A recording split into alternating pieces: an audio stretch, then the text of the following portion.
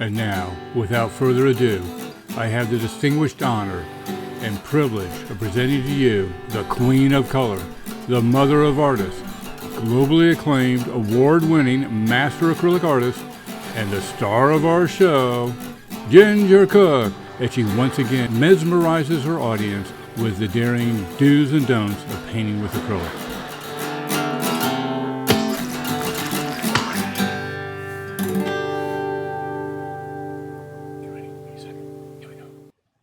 Live! Oh, hi.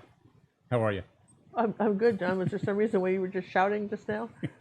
I'm so excited. We're back live again. It was it's been like, what, 2 days? 2 days ago. I know. There we were. Here we are. Well, listen, welcome everybody to our afternoon, 2:30 afternoon Sunday live acrylic painting show, whatever we're doing here today. We got such accolades and really just praises for the pear painting that we did. You know, the one we did of the pears that we put up on YouTube. This wonderful video of sort of these abstract pears. I'm going to hold it up so you can see it.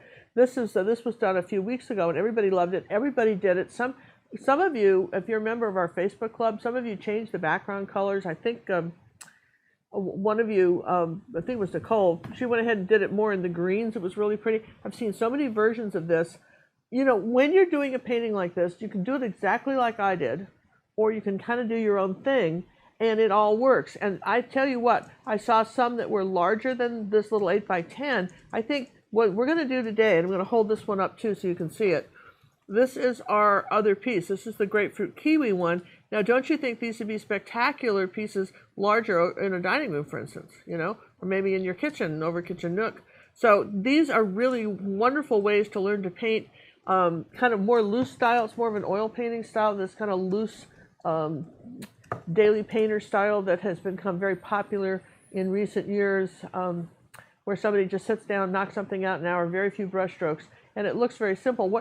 It is simple, but the trick is we're layering colors. Now, if you were to just imagine, if you were to take a pile of colored paper, for instance, and just tear it, and then lay it all over something, and kind of glue it all down, you might think that's what you're looking at here. I mean, almost like that. The thing is, though, these edges are slightly blended. So when you're doing this, you still have to soften and blend the edges. This is the trick, and it's layered, not just one group of sort of patchwork, like a patchwork quilt of colors, even though at first glance you might think that that's what it is. So we're going to break this down.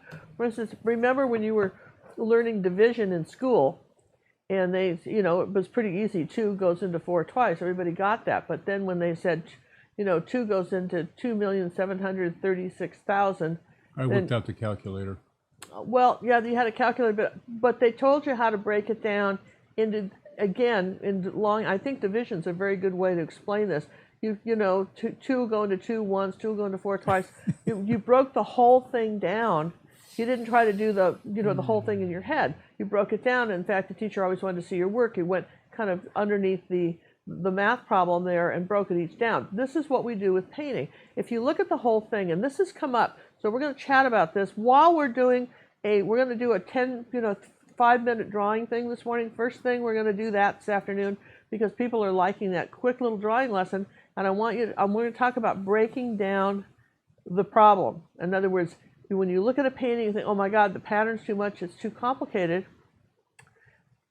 it's really a matter of saying step 1, step 2, step 3, step 4. Not all that complicated. It's just understanding where to start first, okay? So, John, I want to welcome everybody to come. If you haven't subscribed to this channel, you may have noticed that we're starting to be recognized as one of the top acrylic channels on YouTube. I think what we offer is unique. And what we really do is explain why and how stuff works, and how you can become a better acrylic artist. And we refer you to our Art Academy, where we take you even further. So we're going to talk a little bit about that. And thank you for our moderators. So we got a gang up there today, John? We have Mona and Kimson and Wendy. That's all I see flying by. Well, Mona, right now. Kimson, and Wendy, thank you very much. Also, we appreciate it very much. Mona's over there in Sweden.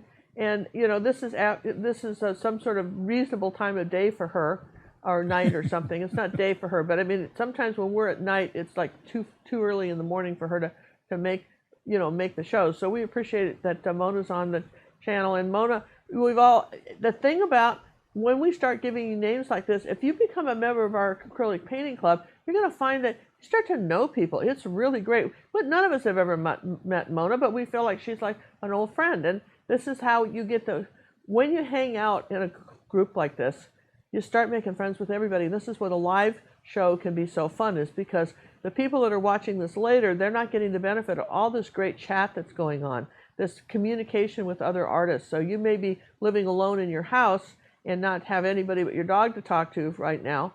But when you become part of a group like this, you got friends all over the world. This is amazing, really. And you don't have to clean, and you don't have to put your makeup on or clean your house to visit with them. There's some advantage to this, Nobody's coming over. You can just sit there in your pajamas and chat with people. That's great. So that being said, John, if you would be so kind as to bring the camera down to the table, and I'm going to get out the chalkboard and talk to you real quick. This is our 5-minute drawing thing that we're going to be doing, and also here's another great picture of what we're doing. Don't you love that? Don't you think these are just great for the see how this color here kind of joins with this one? If you do it right, you can make where these really go together well, by the way. You have to plan that out. When you're painting this, just as a caveat, if you've already done the pairs, put your pair next to what you're painting for your final touches and kind of bring some colors over from side to side. That one works better like this. If I did it this way, this is one of the tricks to doing two paintings that are similar. Look how this color and this color cross over. This is a total accident. But you could do this deliberately. You can think about this. Look how this color and these colors go together. Do you see what I'm saying? Now, and see how this little orange crosses over here? Now, if I was really going to be deliberate about this, I'd bring this orange over a little further. Does that make sense? So depending on how you want to hang it. So when you're thinking about doing, two paintings that are similar subjects, if you can kind of, put them side by side and connect them in certain ways, it's really cool. And someday we'll do a diptych and a triptych, and I'll show you. I used to do triptychs. That's where it's the one image, and it can go on 3 paintings, but it's actually one image. And I had it where you could go on either side of the painting. You could mix them all around and they still work. That's a real trick. It's a real puzzle trick.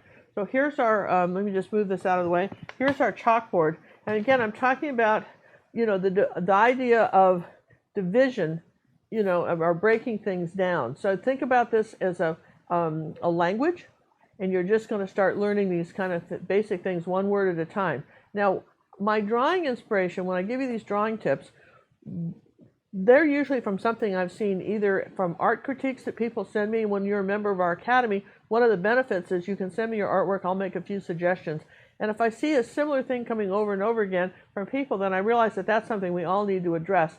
Now, something that came up today was that we had a person in our Facebook club, totally anonymous, I won't say name, and we had the Tuscan door like that. There's our picture, right? Okay, you guys maybe remember this picture, right?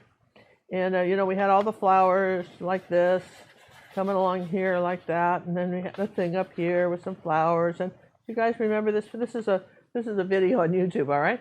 But then what this person had done was she thought, well, I'll just do something really fun. I'll make a step. Cobblestone step. And what she did was she did something, they were kind of unusual, but she did something like this. And she says, I don't want to be too hard on myself, and this is what I've come up with. Well, all right, so the cobblestone step wasn't a bad idea, but the problem is that brush direction, line direction, says what something is, all right? So just like your water lilies in a pond, if you have a water lily like that, it looks like it's doing this. It's straight up and down. So if you want a water lily to show up, you have to do it sideways. It's no different than if you were doing cobblestones. So you got to imagine that this is, let's just say that somewhere back here there's a horizon line. This is 1 point perspective, like this. Okay? So this is, we're all kind of doing this, right? Now we want our cobblestones to be sideways, and as they go back, they're going to get smaller, just like anything else, just like your lily pads. So if the cobblestones are sideways, okay, Here's our bigger ones in front. Now, you see that now, now it looks like a walkway and not a wall because we flatten them out. And these get very flat back here like that. That's what you want to think about. So if you're not sure how to do it, you just can't make this up in your head, go find yourself a picture of this from the same perspective angle as what you're painting and look at it, okay? Kind of look at it. If we were saying this was a path, with a garden path, we could still come around like this. Nothing would change. We could have all this be flowers like that, and here too, flowers going up to the door, a little path like that. But you see, we still have these sideways, okay, like that. And so that way you bring your eye in. All right, so that's our fast drawing lesson for today. You guys like that? Was that good? What do you think, John? Yes and yes. Yes and yes? Yes and yes? All right, yes. So excellent. So that's something that, we can all benefit from. Now, we've got a little 8x10 canvas. Now, these are very basic. This is very basic. We've got kind of a circle for the our grapefruit that's about 3 inches wide, and it's about 2 inches over from the side. Could you do that over again? Can I see that side action again? Yeah. That's 3. I see that one. Do the 2. Okay. It's 2, right? Well, you went awfully quick. Oh, sorry. I didn't mean to confuse you, baby. Well, I know. But it's good to think, because I could be wrong, right? So no, 2 inches, about wrong. 3 fingers. And I'm about, I don't know, 5 fingers from the bottom. I love that. 2 inches over. And I'm going to say that, you're just going to say, here's our circle of our grapefruit, like that. We'll just make a circle like that. Okay, and it's not a perfect circle, and then there's a kind of a rind on the inside like that. Here we go. Okay, and then we've got another small one over here. Okay, and then I've got right next to this, if this was a clock, this is 12 o'clock, this is 6 o'clock, 7, 8. Between 7 and 8, I've got a kiwi. That's kind of sideways. I've got a like kiwi. That. I've got this little kiwi here. Kiwi okay, and then I've got another kind of round shape here. Another round shape here. This is 6 o'clock, probably off about 7 o'clock, if this was a clock. And then I've got just probably between 9 and 7, 6, 7, 8, 8. Between 9 and 8, I've got another circle, and then off of that, I've got one here. It's a little bit bigger. It's about 3 fingers wide, kind of like that. And then the rest is just sort of, I would say, just kind of some movement here in our picture. So, I mean, this is pretty easy to, you can see this is really easy. The kiwi isn't completely round. It's almost an oval shape. I just want to mention that too. It's almost an oval shape. The background that we're playing with right now is cad red and yellow. Yellow. But if you had a yellow background, that would work too. Just stay away from the blues. Just kind of keep some sort of warm background going, right? Then we've got this sort of center thing here like this. And the outside of our, here's what I want you to notice. The outside of this rind on this grapefruit is all raggedy. It's not a perfect circle, okay? That's kind of important too. This is all kind of a different way to paint something, so I'm going to put this right up where I can see it. Let's move the pears. And incidentally, tomorrow, I want you to see this. Tomorrow, for those of you who like this kind of thing and you're thinking you'd like it a little bit more realistic, what do you think of that? And that's a 9x12 tomorrow. And an orange background. Same orange background, but you see how these all go together. So same idea, a little bit more fleshed out as far as detail goes, okay? So that's tomorrow. Just knock that camera. I hope that's okay, John. Oh, sorry. Sure. Yeah, smash the cameras anytime you want, Ginger. I know it. Thank you. So I think it's great. So we're going to put out so as we're putting out some colors, I want to just, people made the comment, a couple of comments come up, and I try to answer everyone. Someone says, why doesn't Ginger put out her colors on the list before we start? Listen, we're lucky to start it all, you guys. This is a lot of work. We're just, we use the same colors every time. If you've watched one video, you pretty much know what to use. I don't surprise you with any colors. If I had some sort of surprise colors, then of course I would mention it. But we use the same colors all the time. So, and you start with, before we start, you see we have these neat little labels. And incidentally, we have a template for those, and they're little Avery labels, and you print on there. And I always suggest people print out our colors, our label colors, and then keep a blank one for ones you want to write in for some other color that maybe isn't in our list, okay? Because these are just, we do this not because there aren't zillions of colors you couldn't paint with, but because everybody's got a budget. We try to keep it very consistent. If you have these colors, you can pretty much make it all work. How's that? And we didn't put out any brown today or burnt sienna, and we didn't put out any mixing white, but pretty much this is our little group of colors, okay? So for those of you who are complaining about that, be of good cheer. What? Stop complaining. Oh, stop complaining. I thought you told me to stop. Oh, no, never tell you to stop. Oh, good, because I would, smack you. Oh, yeah. Now, Becky asked, where is the perspective on that? And it's pretty much a flat surface, but... Okay, can we, all right, I'll talk about that in a minute, because right now I'm doing this. Okay, so just don't surprise me with big whammy questions like that in the middle of stuff. Ginger's focused on putting out paint. Ginger does one thing at a time. I know. Ginger does one thing at a time well, but one thing at a time. If I try to do too many things at a time, then who knows what I'll end up saying. A hot mess. Because the words just don't come out right anymore. Other odd things get said. We're just almost like the 3,000 membership drive fee? Yeah, that one. Like I mean, these things happen, right? They do, all the time. They happen all the time. So, all right, so we're going to get a little Cad Red medium out. Here we go. I'm using a combination of Matisse, Liquitex, and Golden, whatever I happen to find handy. I would love to say that I have, everybody says, Joey, do you have a, brand that you like better, Here's the red here, Napa Scarlet, there's some red. And then let's see, magenta. Here's some, design magenta, quadrichrome magenta. They're all good. I can show you the difference. Here's this magenta. Here's Golden's quadrichrome magenta. Reds are primary colors, so if you wanted to spend money on paint, spend it on reds. Here, see that one's a little bit darker. This is the quadrichrome magenta from Golden. There's another really good red too. We don't use it a lot, but it's called alizarin crimson.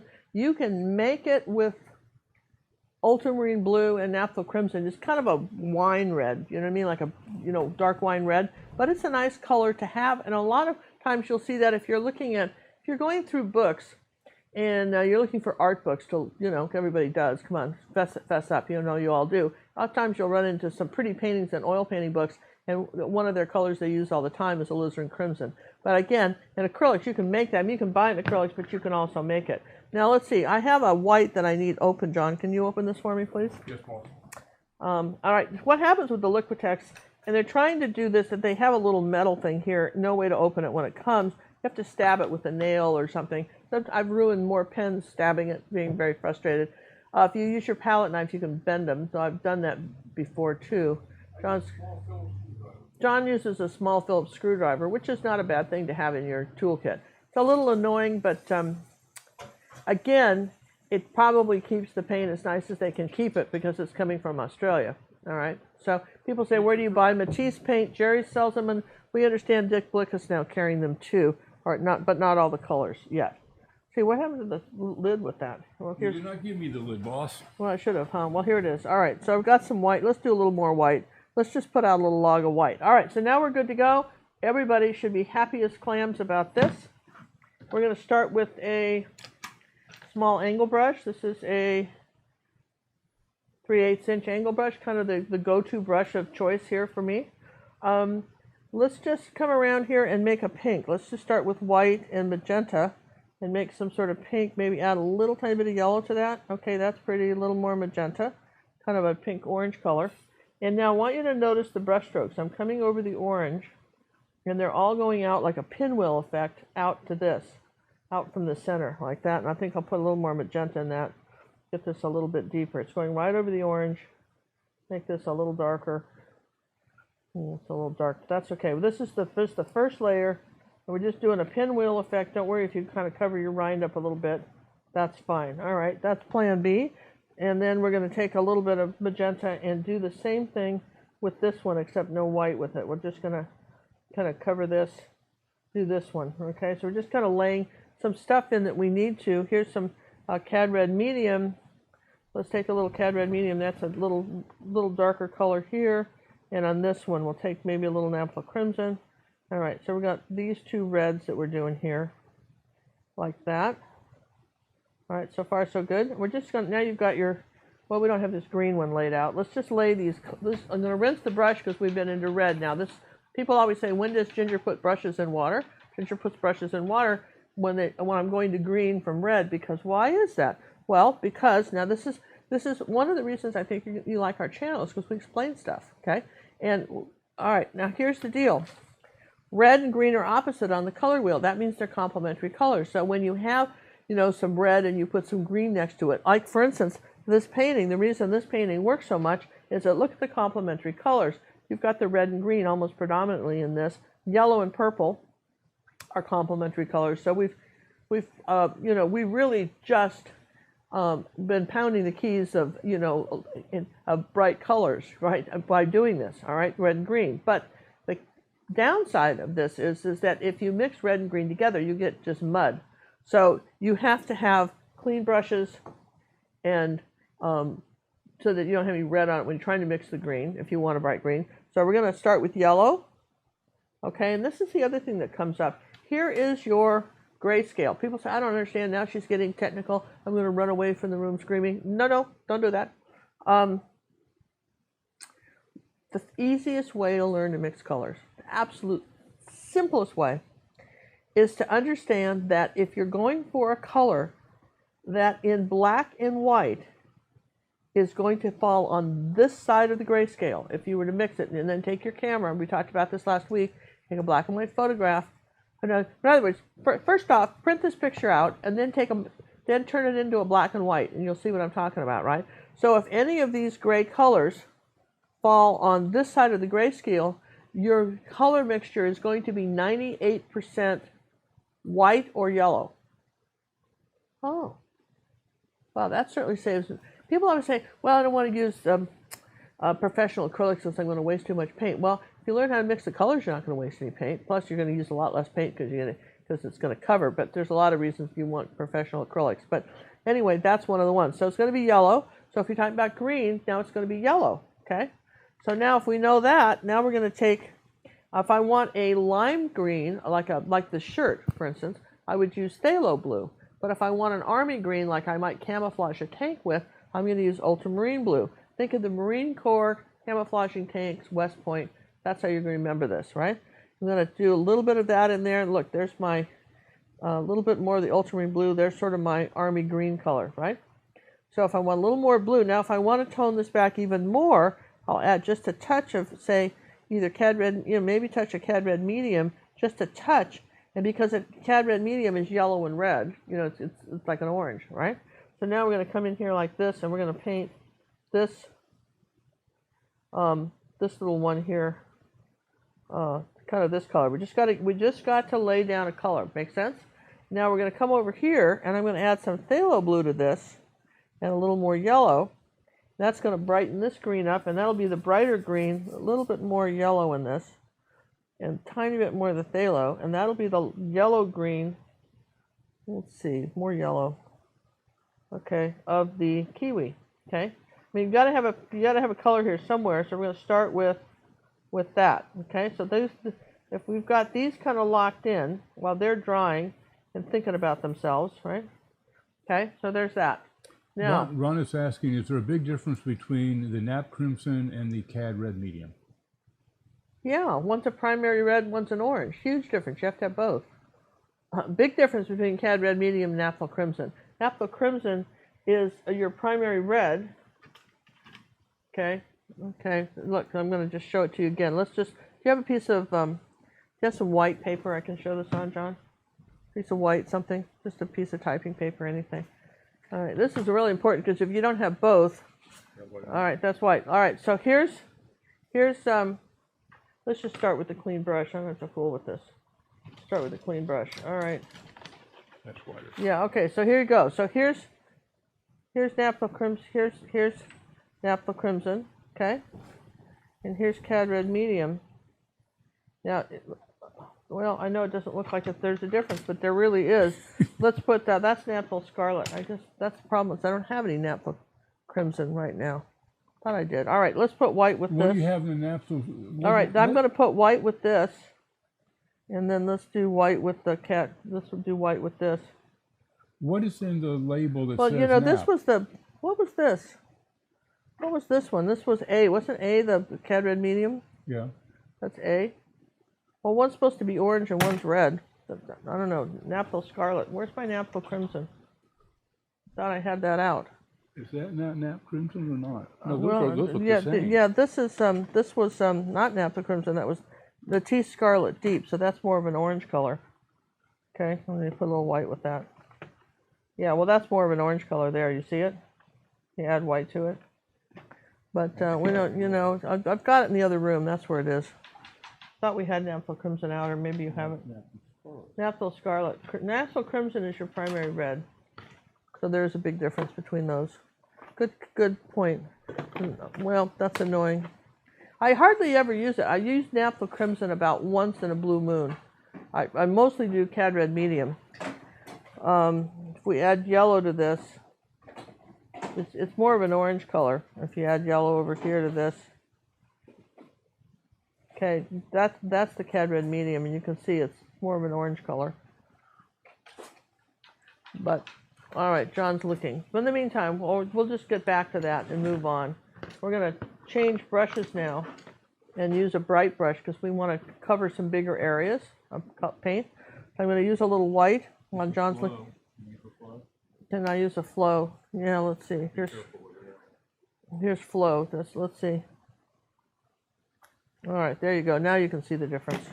Here's thought we had, because I used this in the other room. Here's cad red. Here's red. All right. Here's red. That's naphtha crimson. Is your primary fire engine red, and here's cad red medium. You guys, I don't know if you can see the difference. It's oranger. It's oranger because it's got cad in it. Here's the pink, and then here's it's oranger.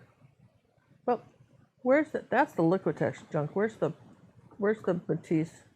Matisse has got the best cad red out there, in my opinion. Matisse has got the very best cad red out there. You know, I don't even like golden as well. I mean, of all the colors, Matisse is my favorite cad red. Well, all right, here's a golden cad red. You know, it's interesting because, you know, everybody's got different colors. That's golden cad red medium. Let's see what that one does. Okay, here's golden. Put some white with it. Well, it's not, you see how, all right, you can see it really with this, between the golden, the cad red, and the naphtha crimson.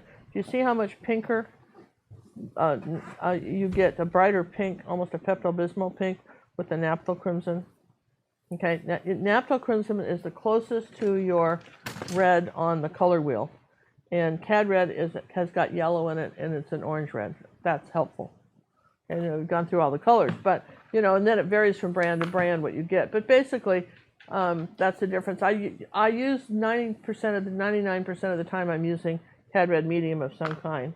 Now let's put these brushes away. I was getting out another brush to do something. Oh yeah, we're going to do some backgrounds real quick because we got to start layering. Any questions I can answer besides the one from Becky right now? All right, I'm going to start with some white and a little bit of, oh, we didn't put purple out. Put some purple out. Okay. Let's see. Let's start with some of our lighter colors. A little bit of white and yellow. How's that? Okay. I'm coming on up here like this. Put some yellow. I'm going to have some green over here. I'm going to put a bit of yellow. All right. I'm going to get a little yellow oxide. Put some yellow oxide here. You see how I'm just gradually putting colors that are in certain places. Okay. A little cad red. Originally, the background is just a cad red medium and cad yellow. Okay. That came up. So those, I'm putting in my warm colors first, kind of my lighter colors. Here's a little bit of that pink. That's sort of pretty. I might put some of that in there. Okay. Coming around this way. Kind of putting in these warm colors first. So a little bit of a, you know, white and cad and yellow and cad red medium. White, yellow, and cad red medium make a nice peach color, which is pretty too. That's a very nice peach right in here. A little more yellow with that. So basically what I'm doing now is kind of laying in some of these colors. Now you said there were some questions I could answer while we were doing this. A little yellow oxide. Putting that up in here like this. Basically, you're blocking your colors right now. Yeah, this is all I'm doing is just blocking in a few colors. You know, I mean, and, you know, at this point, this is still wet. Can't do anything with that. I can block in some colors. Now I'm going to rinse the brush and go into some of my blues Here's a little bit of white and phthalo blue. That's a pretty color. Now, if that's a little bright color, if you add a little bit of the red to that, you tone it down just the tiniest bit. And I might come up over here holding a bright brush, using it very flat and very hardly any pressure. I'm just going to come on this like this, barely touch over this because this is wet, and add some of this blue color like that. I'm going to just come around here like this, add some blue color, and then down in here, there's some nice, got quite a bit of blue color kind of down in here, sort of gray, purple, blue. So I'll put these colors in here like that. And you just, what we're doing at this point is sort of, we're just laying it in. Now there's a little bit of purple and white into that same little pile with some blue. Kind of add that. See, it's almost a periwinkle blue then. See that with a little bit of purple to that. Is it okay to water down acrylics to get the watercolor look? No, not you're doing it on paper. It's not watercolor. It's just, you want that watercolor look. You want to do if you want that real watercolor look, then paint this on absorbent ground that has been dried, absorbent ground medium that's dried, and you'll see, if you saw my tulips, you know, the big long painting we did of the tulips with absorbent ground, and then you can kind of mist. What you do is you mist the background, and the paint just sort of wicks into the background. You want to know how to do that, okay? But basically what we're doing now, if you'll notice, is we're kind of drawing the colors, a little bit of blue and yellow, a little bit of there. See, we're just look. See, I've got some sort of darker greens in here. See how we're playing with all these colors? And kind of back over in here like this. And this is a fairly big brush to do this with for now, but it'll give us the background. I want this a little darker up here, a little bit darker purple, just purple, blending this in. See how everything, it's not patchwork. It looks like patchwork, but it isn't, because the one color, we're blending in one color into another. Does that make sense? Okay, so we're going to say coming around this orange like this. I think this is probably as much as I can do with this darker big brush. Not sure. Just get a little purple here. Pull some colors. Because if this were a bigger canvas, I would use this brush more. But right now, because it's not, here's a little magenta. Are you missing a fruit in the upper right corner? Oh, up here? Yeah, I didn't put that one in yet. Good point. Let's put that one in right now. Yep, I am. Thank you. Good point. Yay, who did that? Sorry, I went scrolling by. Too bad. That was a good one. I would have rung the bell for you. Cordella, you just won yourself a free week at Ginger Cook's Academy of Fine Art, or a free downloadable lesson. That was a great catch. Thank you very much. So go to our website, contact us, and tell us if you either like a week worth of our over 300 lessons that you can pick from. You can do them all in a week if you have time, or you would like one free downloadable lesson you can keep forever. So up to you, but thank you very much for that catch. That was great. Okay, now look, I'm going to get a little bit darker up here like this. There's some purple. Let's see, I want a little bit something darker in here. Going over that. A little bit of white with the purple. Like this. A little bit of magenta with the purple. Okay, now you have to be kind of careful with the big brush. At this point, we're kind of getting away with that because it's all these pretty colors are just all kind of blending. You see that? Because we can blend all these because the purple and the blues all kind of go together. We're not getting mud. We're getting away with that. And the background's dry. I'm assuming your background's dry. If your background's not dry, then you're sort of in trouble. You get mud. Mud again. So while this is drying, we're going to talk about this outer edge here. Let's take a little bit of white and yellow oxide. If there is some confusion, some people say I don't have yellow oxide. Yellow ochre works fine. If you didn't have either one of those, you can take cad yellow medium and a tiny bit of purple and make a pretty good facsimile of it. Okay? So, all right, so I'm going to come around here like this, using this angle brush on the edge, like that, coming in toward the center. Well, I don't want this all that even, you see that? So we're going to come around here like this. There we go, just using it. Look at the angle. I'm not painting it around. I'm just doing it like that, okay? Cool, right? That's already cool. Let's do this one too. As long as we're doing it, let's make this a little more pink. Let's make it a little pinker. All right, a little bit of white, add a little bit of red to that. Here we go. Well, it doesn't show up enough. Yeah, let's lighten this up. Okay, we're going to come around the outside of this one too. Make this, I think I got that too small. Let's make this bigger. Yeah, definitely need to make this one bigger. Oh, my circle is too small here. It needs to get bigger. Questions being asked, what is the fruit sitting on? We don't know. It's just there, and this is an abstract of fruit. It's not sitting on anything. It's kind of like a cloth maybe in the front, or it's piled up. You know, this one's sort of floating in the air. Just the whole idea. It's very abstract, right? Okay, as opposed to say it's opposed to say one like this where you can tell this is more detailed, that it's sitting on this surface, right? So this one was very, very abstract. Wasn't sitting. Actually, it came from a painting when I was looking at it. There was lots of fruits piled all over, and grapes and everything, and we just kind of broke it down into keeping it very simple. Okay, that's a good question. Okay, so it's come up that someone says, you know, I've been looking at your academy for a long time, and I look at the artists that are on the Facebook club, and I just don't feel like I'm good enough. I get that. But you have to understand that our art academy was designed while we had to challenge our members because everybody got so good. It was designed for people who never picked up a brush before.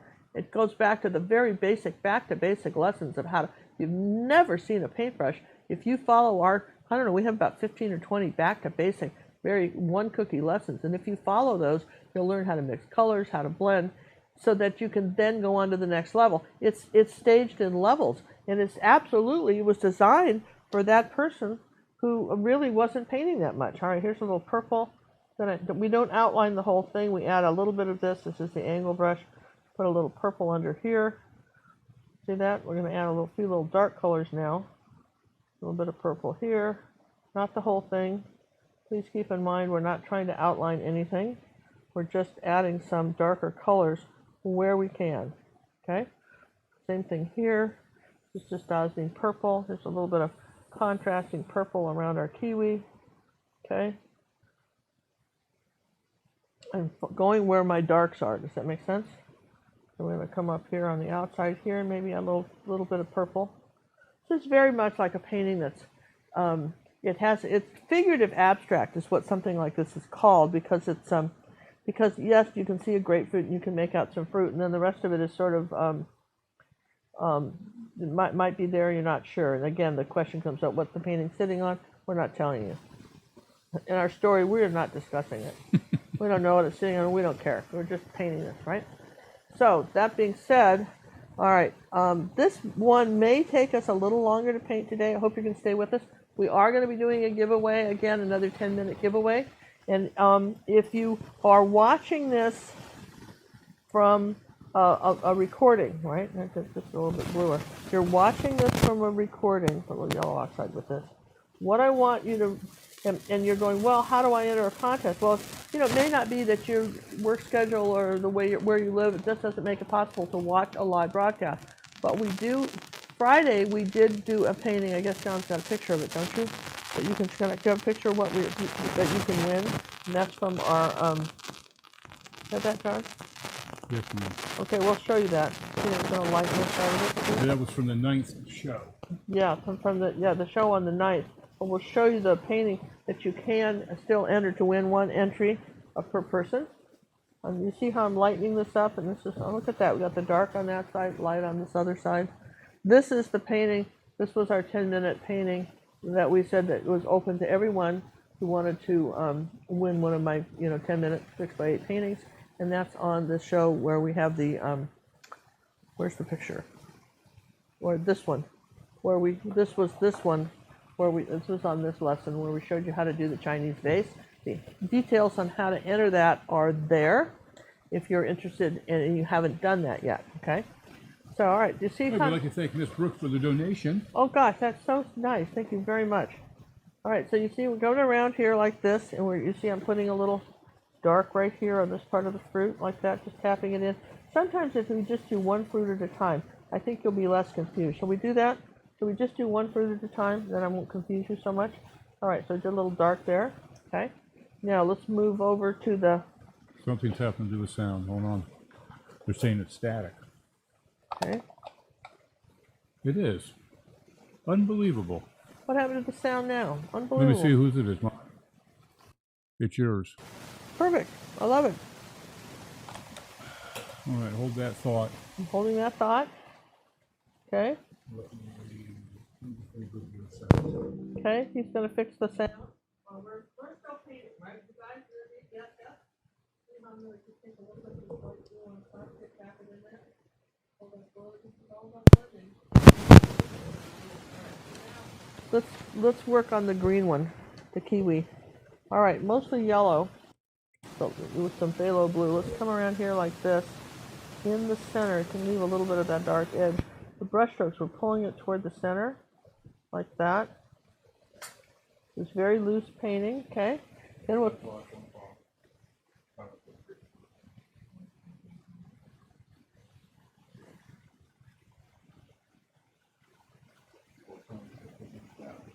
All right, we've got it fixed?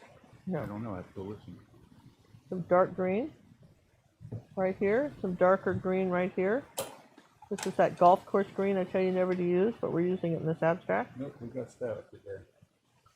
Why do we have static today? Dark green around the center, like this. Oh, it's always something. We don't know, you guys, why we have static. But somehow we have static, and we don't know why. A little bit of white and yellow oxide over the wet green. We come in here like that. There's our center of our kiwi. I'm going to have to lighten that up a little bit more.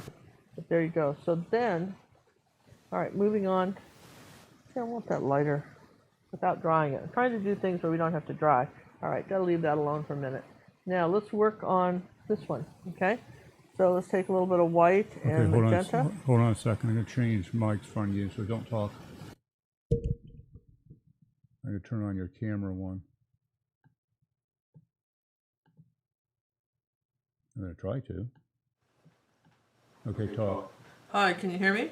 No. Why not? Why couldn't you hear me with the camera? That's what we did before.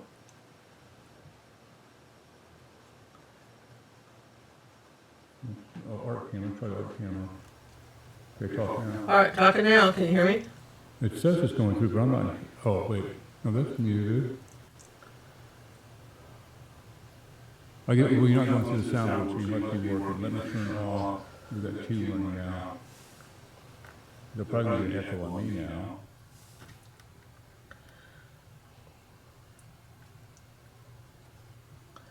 You guys see how I'm just working on lights to darks?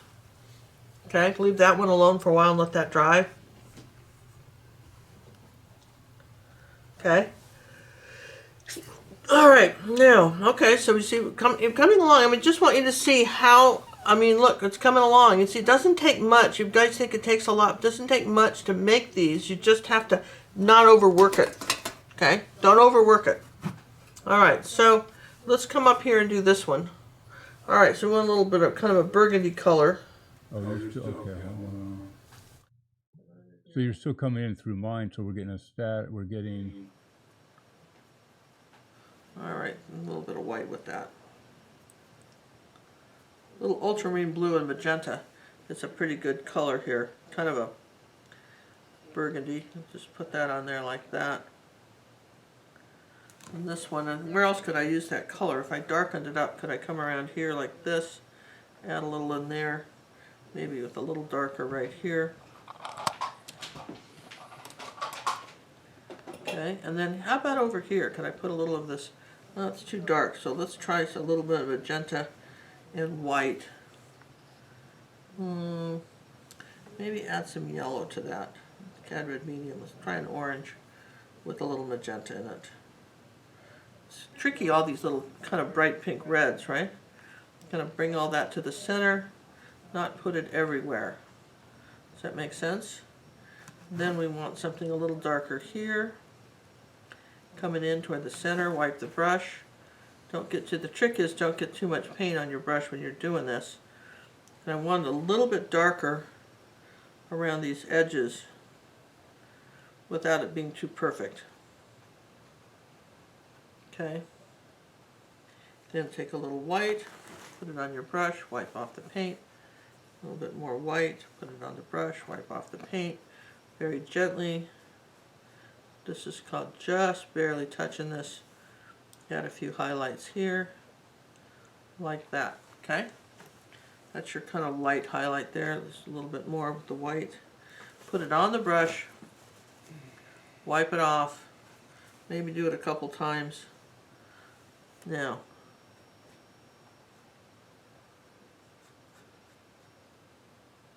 okay, now let's take a little bit of the white and the green color, kind of that light green color. Let's come in the center. And don't make a perfect circle. This is sort of like the shape of Florida. Kind of odd little shape, or South America really. It looks like South America. All right, I'm going to put a little bit of that green color, just a little bit around the rind, like this, barely touch it. There's this very pale kind of green color. Not everywhere, okay? This is what we're talking about, layering. And if I'm looking at this, where else could I put this color? I could come up here on this one and just put a little of that color there. Could I lighten up this something right here with this? Yeah, same color. Come down to this fruit, barely touch it, lighten this up. Even over here, I can put a little of this light green on this one. It's almost off my brush now, so that can add a little bit of color there. The kind of the trick is to know when, the design thing on this was the challenge, but once you know where the colors are, now let's come back here with a little purple. I'm using this angle brush, and I'm doing just on the edge. You can see here's a little dark purple. Wanted something here. Definitely wanted something there. Okay, I'm just going to put something up there like that. Okay. There we go. All right, so you can see we're building up layers. This is what we're doing on here. How's our sound, darling? Are we doing okay? We're just using your mic. Okay. All right, so now we've got a little bit of phthalo blue. And thank you, Marty, for the donation. Over. Thank you, Marty, for the donation. That's so nice. All right, so here's some just phthalo blue and white, kind of a bright color. She says, thanks for all you do for us. Here's a little bit of that color in here like this, barely touching it. A little bit brighter, kind of something a little bit brighter in here. Here, look at this, just kind of coming this way. Lightening up the colors, like that, a little bit behind here. Okay, all layered in here. That's what I would tell you, is that layering in these colors is what makes this work. Orange and turquoise are nice, so that, anytime you can throw a little turquoise next to orange, you're never too wrong, because they're complements of each other. Okay, so starting to just pull our picture together. I guess I could have put a little of this light blue, rinse my brush, but I put a little bit of this light blue right here on this fruit, right here, like that. Coming around like that. Wipe your brush, put some pink back. There we go. And I want a little bit of this light orange on the other side of this fruit too, right here. I want a little bit of orange. This background's dry enough where you can start pulling in colors if you don't have them where you need them. Just start pulling it in. Want something a little brighter here, a little cad red. All right, now what? No. Now what do we got? Let's see. All right, so coming along, yeah. Yes and yes, coming along. A little bit of light green, lighten up the center in here a little bit more. And let's see, how about a little bit of pink? Pink and magenta and white make a really good pink. This is why I always tell people to get magenta. And if you add a little tiny yellow to that, you get like a peach color, kind of a very pale peach color. I want to come out here with my grapefruit rind and bring this out a little bit. Like almost pinker. Pinch the brush. It's because we're using the brush to mix with. Get a little bit of pink on the outside of this rind here. Just sort of tap that in a few places. A little bit of pink in here too. That's nice. Okay. With an abstract such as this, Is there a light source? That's from Well, there was sort of, there wasn't a light source in the sense that, this is kind of lighting coming down like this. This is kind of looking at us. But there is, these fruits right here, for instance, right in here, that's a light. So this is lighter on the top of these. Do you see that? Okay. There was a light source to the original painting, the original photograph that I used to break down and do it. So there is a light source, and it's sure. There always is going to be some sort of light source, but the problem is we've talked about this before, you guys. You'll look at a photograph and they've got a light here, they've got a light there, they've got like 4 or 5 lights on it. So they've just had some things are lit and some things are lit from different angles because the still life was never set up properly in the first place. How's that? You have to set up your own still life. It wasn't set up for painting. Wasn't set up for painting. It was set up for maybe a food ad or something. All right. So I'm going to do a little bit of dark using just the corner of my brush and a little purple. A few little dark. Martha Rose would like to know, how do you avoid paint ridges when using so many layers? Because I keep my brush flat when I paint. I'm not, I'm not using a lot of paint. Do you see me put the paint on and then wipe it off? You see that? And now there was some purple. Now look how I'm doing this, right? Here's some light blue, right? I want some light blue here, right? Now I'm going to come back to this purple color, wipe the brush, and then I'm going to just blend the edges together. You see that? This came up before. How do you do that? Here's a little bit of yellow and green, right? I want a little green right here, right? Wipe the brush. You see that? Now using the back of the brush, I'm going to blend the blue and the green together. Does that make sense? So all this stuff is getting blended in there like that. Everything's been flattened out. There's no ridges. I want a really, really bright green in here. I did it yellow first because I wanted this to be a very, very bright phthalo blue and yellow. Make a very, very bright green. I'm seeing I'm all out of yellow now. So let's bring let's get enough yellow. There's a lot of yellow in this picture. So here, it's going to be 98% yellow, 99% yellow, a little bit of blue for the green. So my brush has got to be rinsed because I've got too much green on it. If I want that to happen, now I'll go right in here with the yellow. When you're rinsing, you're wiping it off too. I'm always wiping it off. You'll always see me wiping stuff off when I'm doing that. Okay. So do not use a wet brush. It's a damp at best. Yeah. So this is a little bit brighter down here. Did I miss anything? My internet went down. Well, the painting's almost done. I'm not sure. Okay. That's a good question. Yeah, you can see how we're coming around here with the lighter colors now. Here's a little bit of blue on that. Right, like that. Here's a little bit of light blue on the top of this. You always ask yourself, where else can I do these colors? That's kind of a pretty blue. I put that in here somewhere. Ooh, I like that blue. Where else could it go? Ooh, isn't that a pretty? You can see how pretty this color is? Where can I put it? Definitely want some blue coming up around here. This one. Maybe a lighter blue like this with white. See, brush. See, how do you think this rag got like that?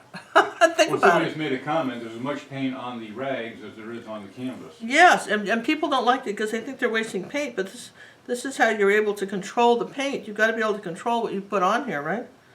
Okay, you want to be able to control it, and this is what we're doing here, is we're getting a little bit of control back on our paint here, like that.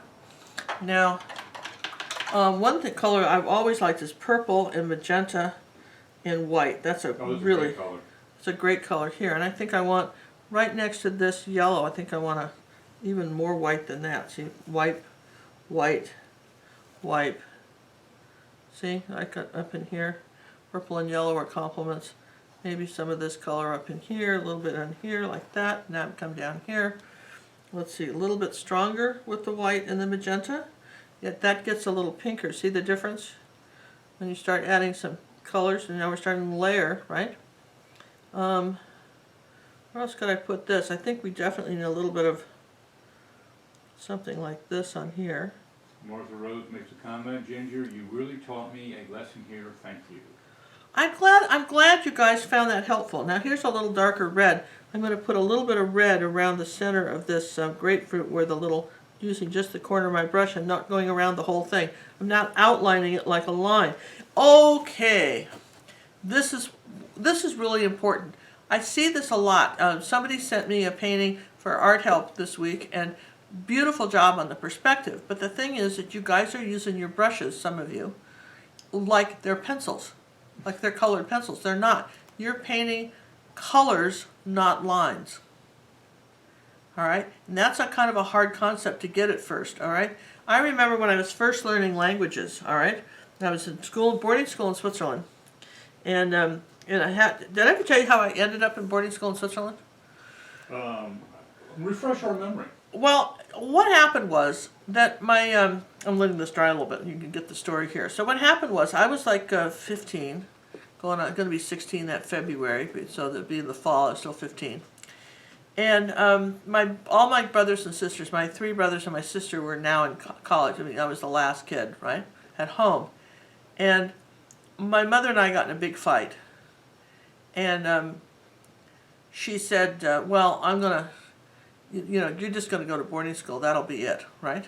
And I had spent a lot of years in boarding school with these guys, my adopted parents. I'd spent a lot of years in different boarding schools and summer camps. It's really, it's like reform school for the rich, And, I mean, I can remember that. So she said, I'm going to send you to Annie Wright Seminary. Well, the nice thing about it, one of the things my mother believed was psychiatrists. She believed in psychiatrists, and I'd had this psychiatrist since I was like 5, because we were all adopted, abused children, so she felt that this was helpful. And the one thing that was sort of helpful was that, I could talk to this man about how mean my adopted parents were, and it kind of stayed with him. So that was sort of a safe place. My sister always refused to go. She wouldn't. She was just as frustrated as I was. She ended up losing all her hair as an adult. She had alopecia and lost all her hair. She used to break out in eczema. So her frustration came out in other ways. It came out in drinking. She was an alcoholic. She had a lot of things happen to her. And I will say I very appreciate the fact that I had this child psychiatrist who would I would go see once a week. And his mother would have sent all of us there because she was a big believer in that. She just never quite caught on that she was the problem. That's what was so funny. But anyway, so she had said, I'm going to send you to this boarding school. And I had said, well, try it and see how that goes. Because Dr. Kaufman... Being a typical teenager. Yeah, and just blabbing. I said, try and see how that goes, lady, because Dr. Kaufman will just write a letter saying that I'm too nuts to go, and then see how that works for you. Something like that. Something equally bratty, right? And she said, she says, he doesn't have any control over the schools in Switzerland. If that happens, I'll just send you to a school in Switzerland. And I slammed out of the house, and we kind of yelled at each other. And then I was riding around on my horse going, Switzerland. I knew she could find a school for me. I mean, that Kaufman didn't have the reach for, That was his name, Dr. Kaufman. I knew she had a reach, and I thought, Switzerland, that might be all right. Switzerland. So I went back and said, well, what boarding school in Switzerland? Because she really just didn't want to do 3 more years of high school with me at home and everybody else gone. And, so that's how I ended up going to boarding school in Switzerland, John. Well, I think that's great. Well, actually, it was a really great experience. I met a lot of interesting people. And so one of the hardest things I had was I was trying to learn French, okay? Now, I'd had some French in one of my boarding schools as a kid, first and second grade. I remember a little bit of introductory French, but nothing, and nobody was bilingual at our house. So we weren't, languages were not easy for me, okay? So I remember asking at the time, using a little magenta. You see, we're adding some more color contrast in here, you guys. You see that? Putting some more colors. I remember asking at the time, that I was trying to learn French, was they would say things like, well, we would write down lists of vocabulary in French, and then we would write in French what the explanation was. And then I would say, well, what is this word in English? And they would say, there's no such word. And I'm telling you what, I just didn't get that. What do you mean there's no such word? We have all the words. We have all the words. I grew up as a snotty American. We have all the words. What do you mean there's no such word? It really was upsetting to me. I'd say, well, if there's no such word, this means nothing. The concept was so difficult. And I understand that this can be translated to art. Sometimes these concepts seem extraordinary, that once it clicks, okay, you can have a word that just says something, and it just like a pig Latin doesn't mean anything in English, but it means something, right? So you can have think about this when you start to get frustrated with art, when you start to really, really feel like, you're not getting the whole gist of how this is supposed to work, right? Remember that these are all translatable language concepts. It's just the language of color and paint. And what you're doing now is this is the dialect of painting this, okay? Does that help? Just a language. It's a language. And if you can grasp, kind of get that in your head, that would be good. Because then it will take all the angst and the fear I think there's some fear associated sometimes with this. We talk about this all the time, was that people look at what other people are doing and they go, well, I'm not that good, but they all started somewhere. Everybody started somewhere. When I was a kid, maybe it was just the arrogance of youth, but I'd look at Olympic athletes, right?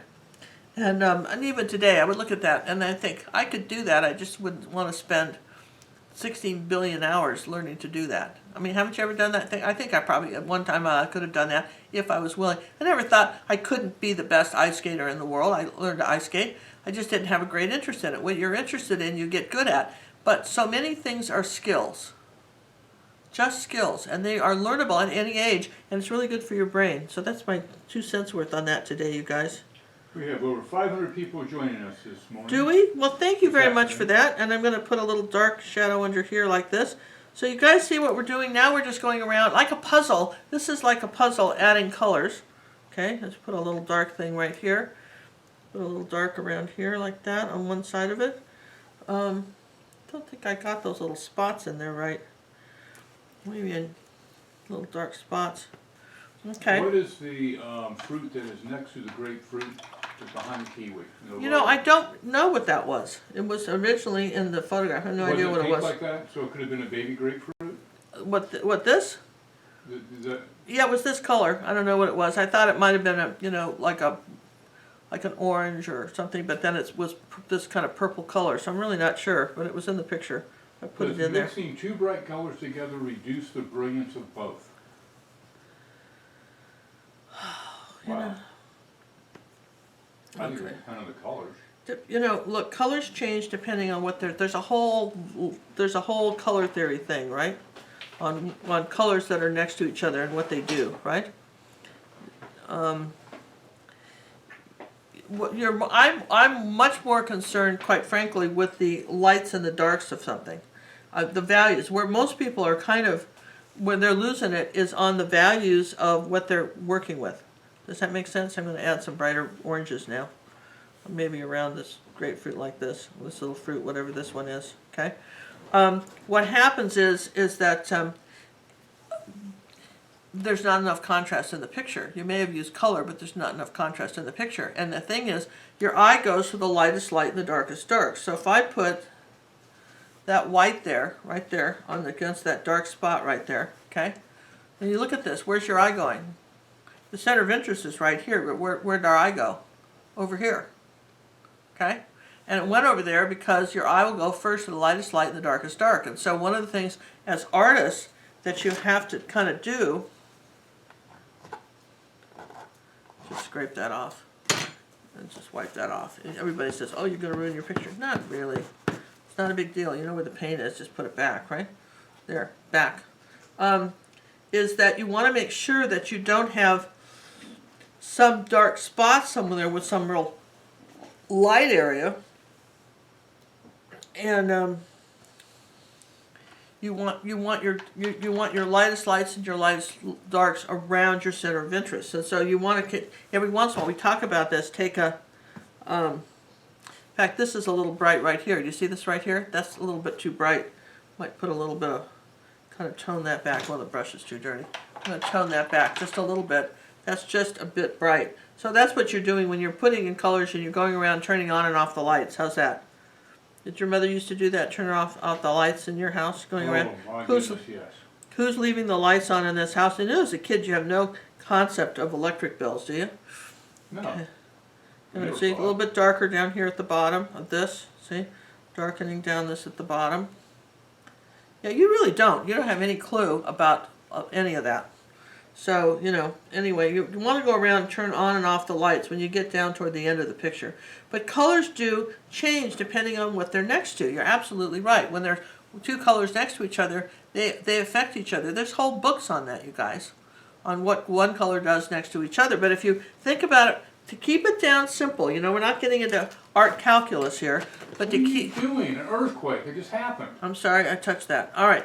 If you keep it down to your complementary colors, pick a warm or cool color theme, color scheme, right? And work off of that. That's what I would tell you. Work off of that. Let's see, here's my white. I want this a little bit lighter up here. May would like to know, how do you know what colors to put in an abstract? Is it just complements or for shading or what?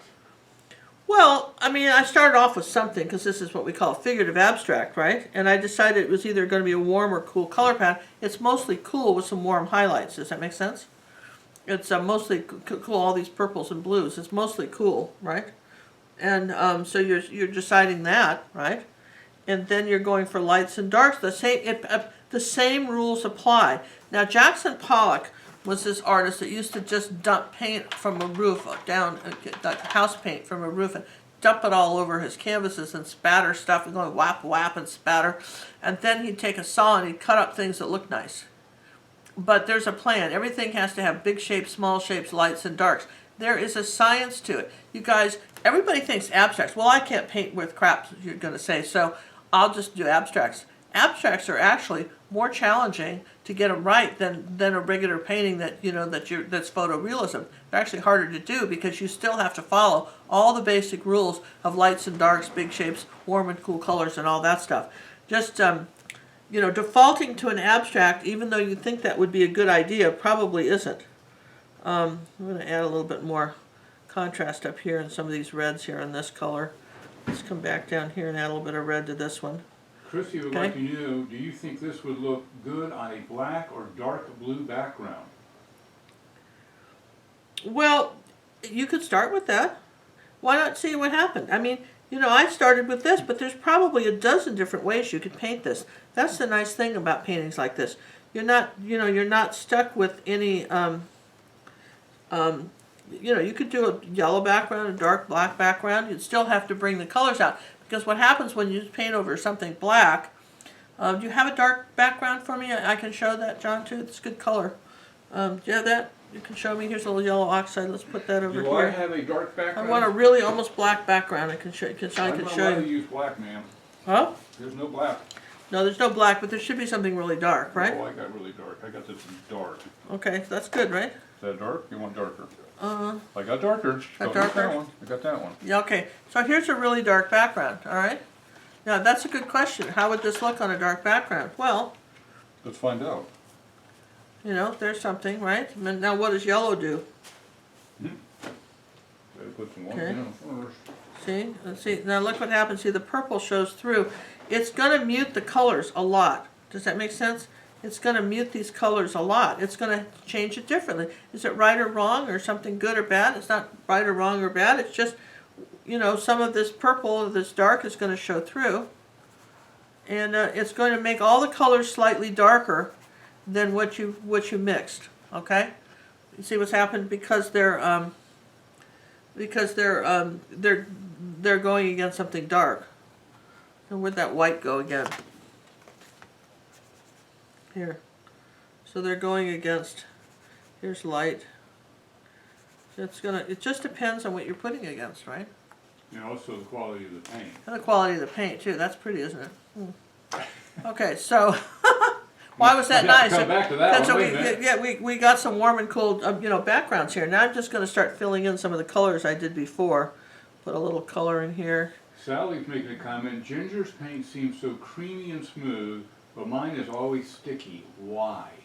I don't know why. It's Maybe the brand. the brand. What brand are you using, kid? I would go with brand first. Yeah, brand first. Sometimes too, are you putting mediums in your paint? You know, if you're putting these slow dry mediums in, nothing gets paint will get really sticky fast when you do that. Okay, don't you love this purple? I love all these purple colors that are in this. Heather would like to know, is Impressionism painting a type of abstract? No. I guess, well, no, not really. Just because you... Because you can, an abstract's really obscure. Well, there's figurative abstracts, like kind of what we're doing, where you can kind of see something and then just blobs of, just basic colors. But Impressionism, remember, some of the Impressionist paintings were very Impressionist. Here's what Impressionist meant, okay? Here's a bright color in here. Do you love that? Let's put a little on this Kiwi. Bring your eye back down here if I'm going to do that, right there. Let's bring your eye back down at this Kiwi. I'm kind of having fun changing kind of the lights and darks on this. Here's a little bit of blue-green here like that, too. Bonnie's asking, why is ultramarine blue, which is a red base, considered a cool color, while phthalo is considered a warm?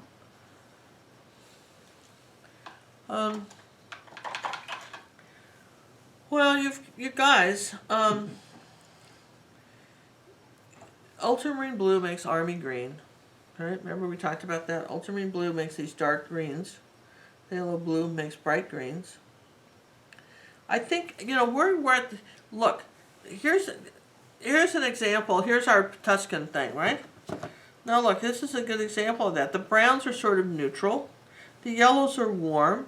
This is a blue, this is a phthalo blue-green color. It's very cool. It's very kind of like snow. It's kind of icy cold, right? Ultramarine blue can go either way. Okay, depending on what you've got it next to. Okay? Let's see, I want some orange around the outside of this rind, too. Susan's asking, what primary blue should I use with golden paints? We want phthalo blue and ultramarine blue. Those are the two colors we use. That's the color we use. Here, let's just brighten this up a bit. Here's that red here. Yeah. Okay. All right, so see how we're sort of brightening up some stuff here? Kathy wants to know, how come you don't use green paint? Well, because I can mix it.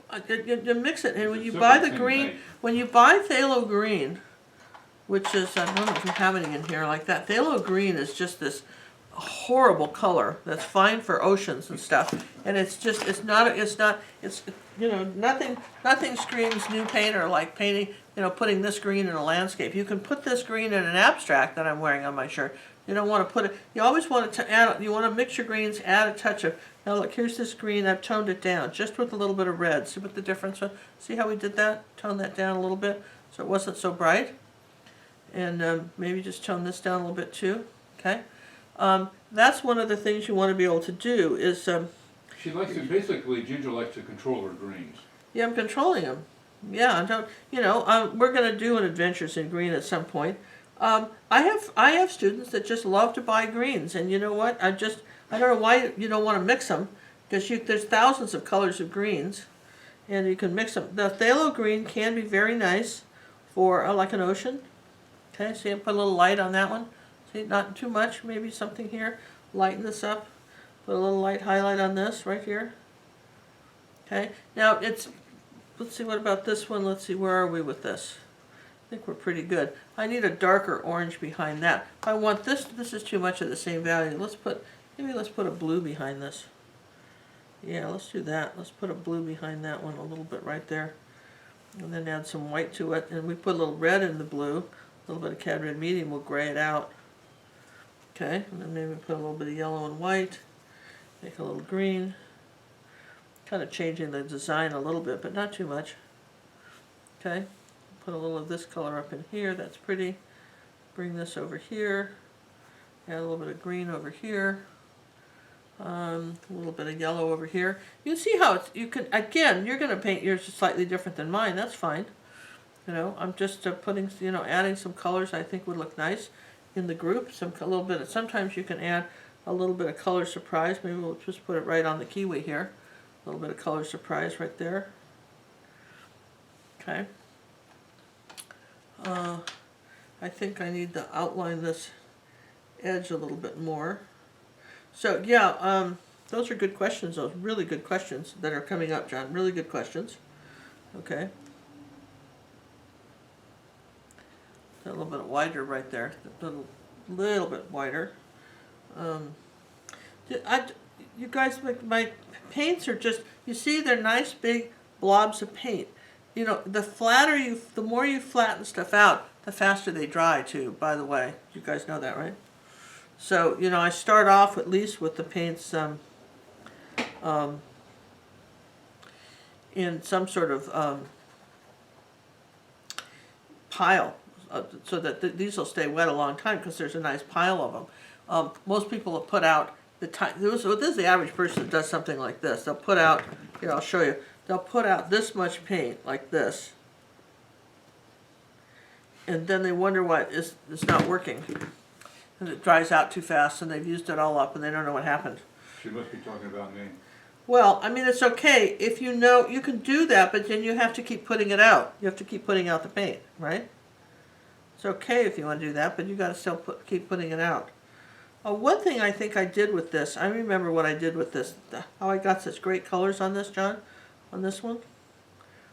It was I glazed this, I glazed over this. Oh, did you? This grapefruit. I think I pretty much did that.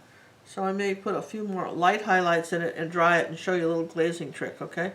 Cool. Do that, and let's do a little bit. While that's drying, maybe you'd like to talk about the Tuscan perspective?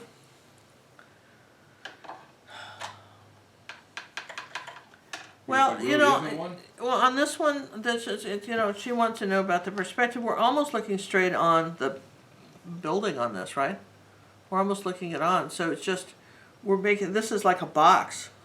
This door is really a box. There's not enough depth between your elements to create a perspective that's deep.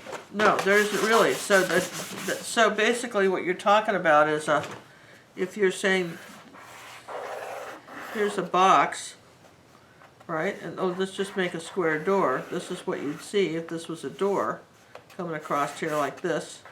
And here's your door, right?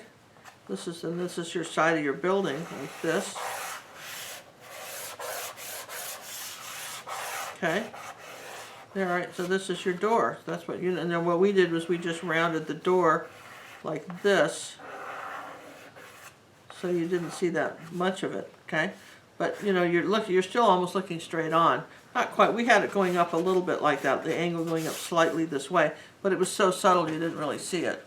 Okay. It's just not enough. There's not enough space there. Yeah, it was just really almost, we were really up close, almost a portrait of a door. Now in Becky's case, she got way farther back. She put a lot more yard in than we did, right?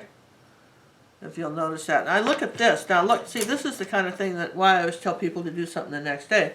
Because I look at this and part of me wants to look, now this is dry, just add a few little bright flowers on top of this. It's had a chance, right? Like, so that you can come back and do that. See, even that was very nice, right? And the same thing up here, I might want to add, I want you to just see that you can come back and say, all right, so let's add some lighter, you can come back, later. You know, look, I'm going to add some lighter highlights here, because this is dried on me. I didn't have them, and just, sometimes if you've lost the contrast, right, you can come back and do that. The same thing here, up here. Particularly reds have a tendency to just kind of go away on you. And let's just look like that. I just want you to see that even a painting that's already done, you can come back and you can look at it a little bit later and say, well, what could I do here? Look at that, where the light might be catching this little group of plants here. So anyway, just saying, you know, you can always, you know, kind of, you know, you may think you've got a really good balance. That's a nice color. Where can I put this? Oh, that's a pretty color, right? Oh yeah, I needed this to dry. Okay, so here's my glazing. I think that's dry enough. Here's my glazing liquid, medium. And I don't think I have enough room on this palette to do that. Maybe I'll just use this little piece right here. This is, you can buy small, this is satin glazing liquid. You can buy a small bottle of this. Okay. This would last forever because I'm doing small pictures. But basically, you start with a clean brush, and I want to just do the grapefruit so I can zoom in. I'm going to do the grapefruit, so I'm going to just add some glazing liquid to this. I think I'm using magenta, but maybe I don't. Maybe I want cad red medium and glazing liquid. Let's see what that does. Yeah, maybe that. Okay. I was doing magenta, but I changed my mind. Now I'm going to come over this like this, barely touch it. Pinch the brush. And what I've done, it's not the paint, it's a very thin layer of paint. You see me? See how it brightened up? See how it brightened that up? Maybe I'll put a little bit right there. See, it'll kind of change the tone of your reds a little bit. Right? Look at that when I go over that. You really see it there, don't you?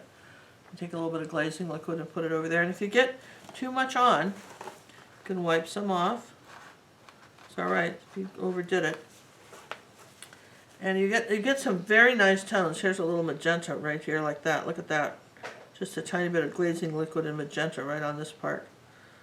So sometimes you can get some beautiful tones. Look at the edge of this one here. On that. This is not the same as watered down paint. No, because you can go so much thinner with glazing.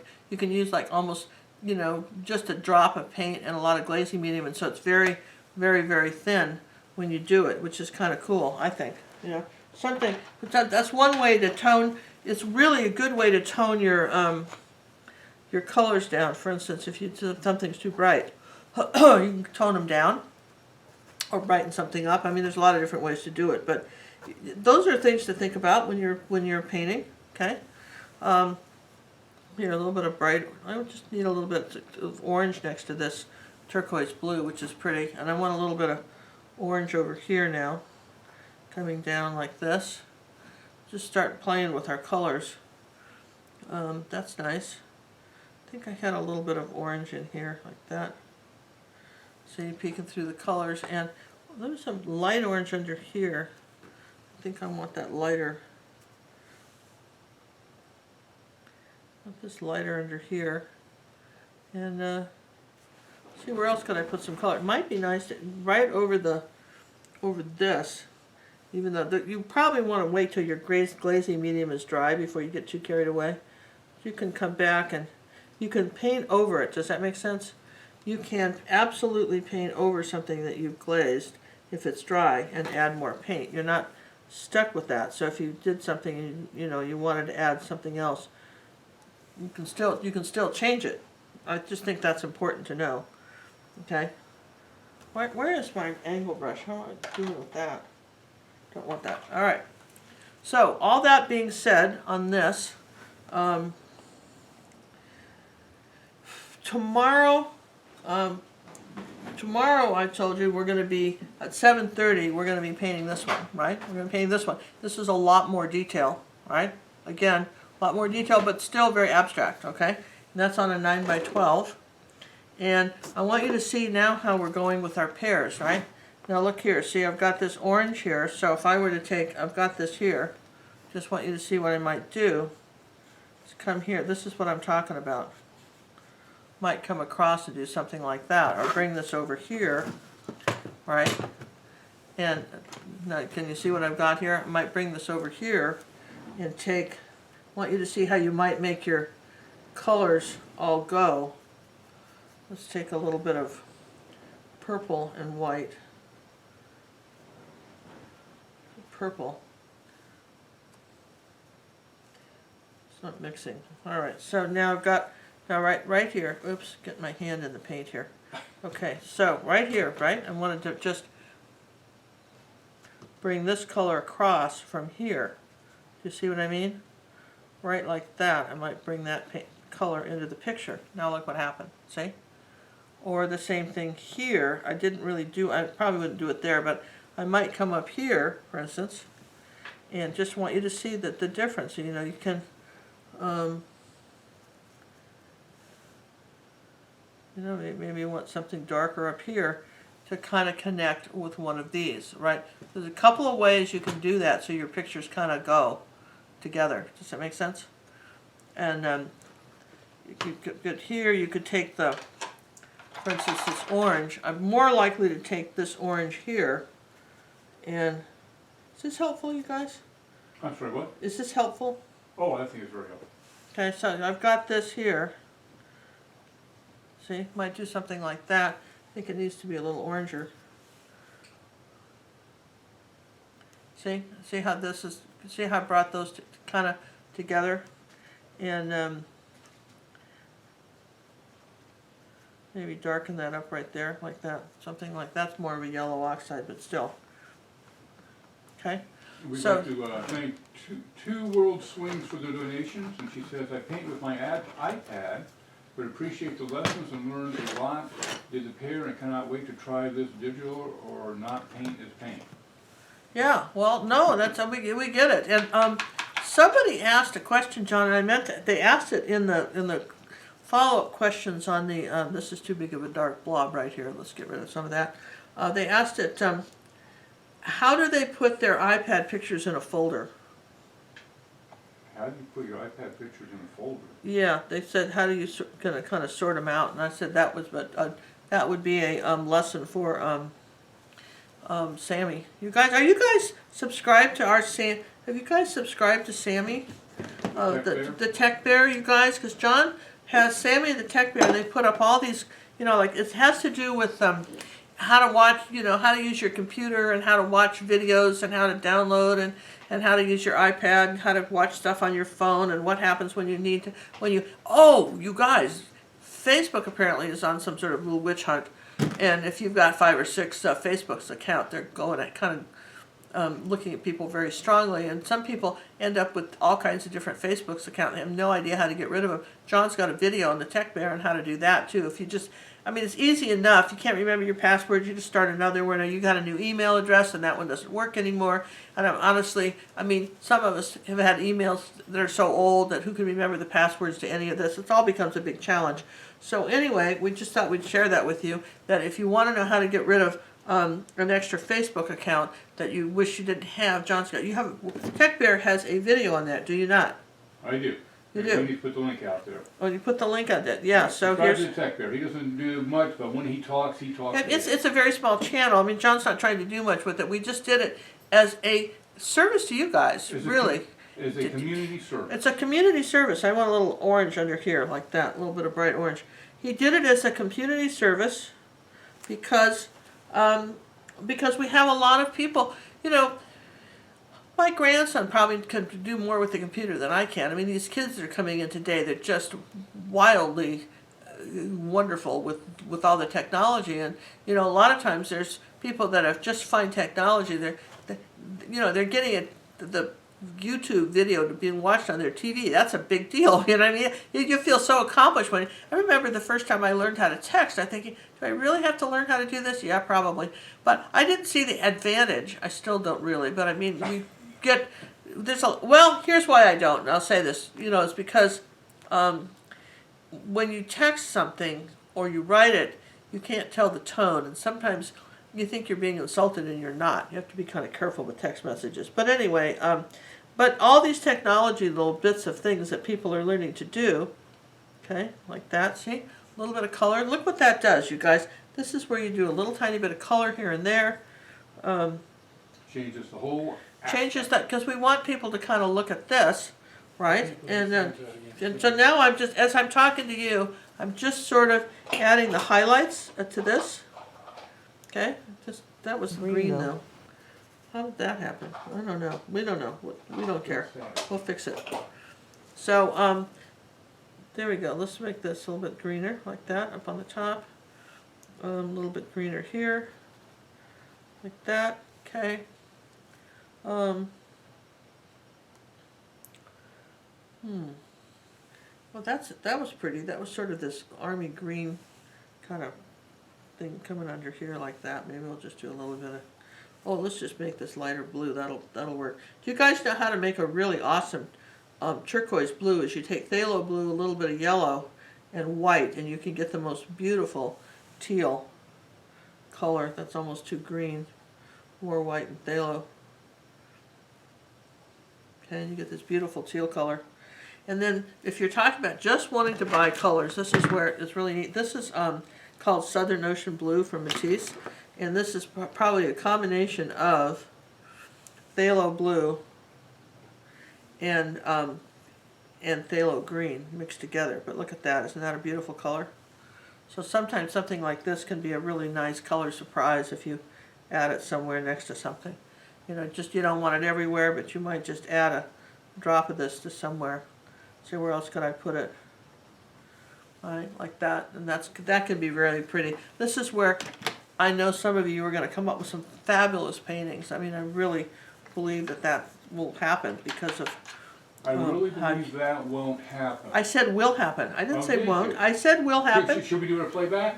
Yes, go ahead. I said that will happen. I know some of you are going to do some really, really good paintings with this. And take your time with this. You don't have to rush.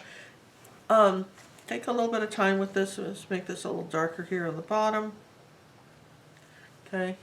Now I'm going to just kind of peel this off like that and blend it in.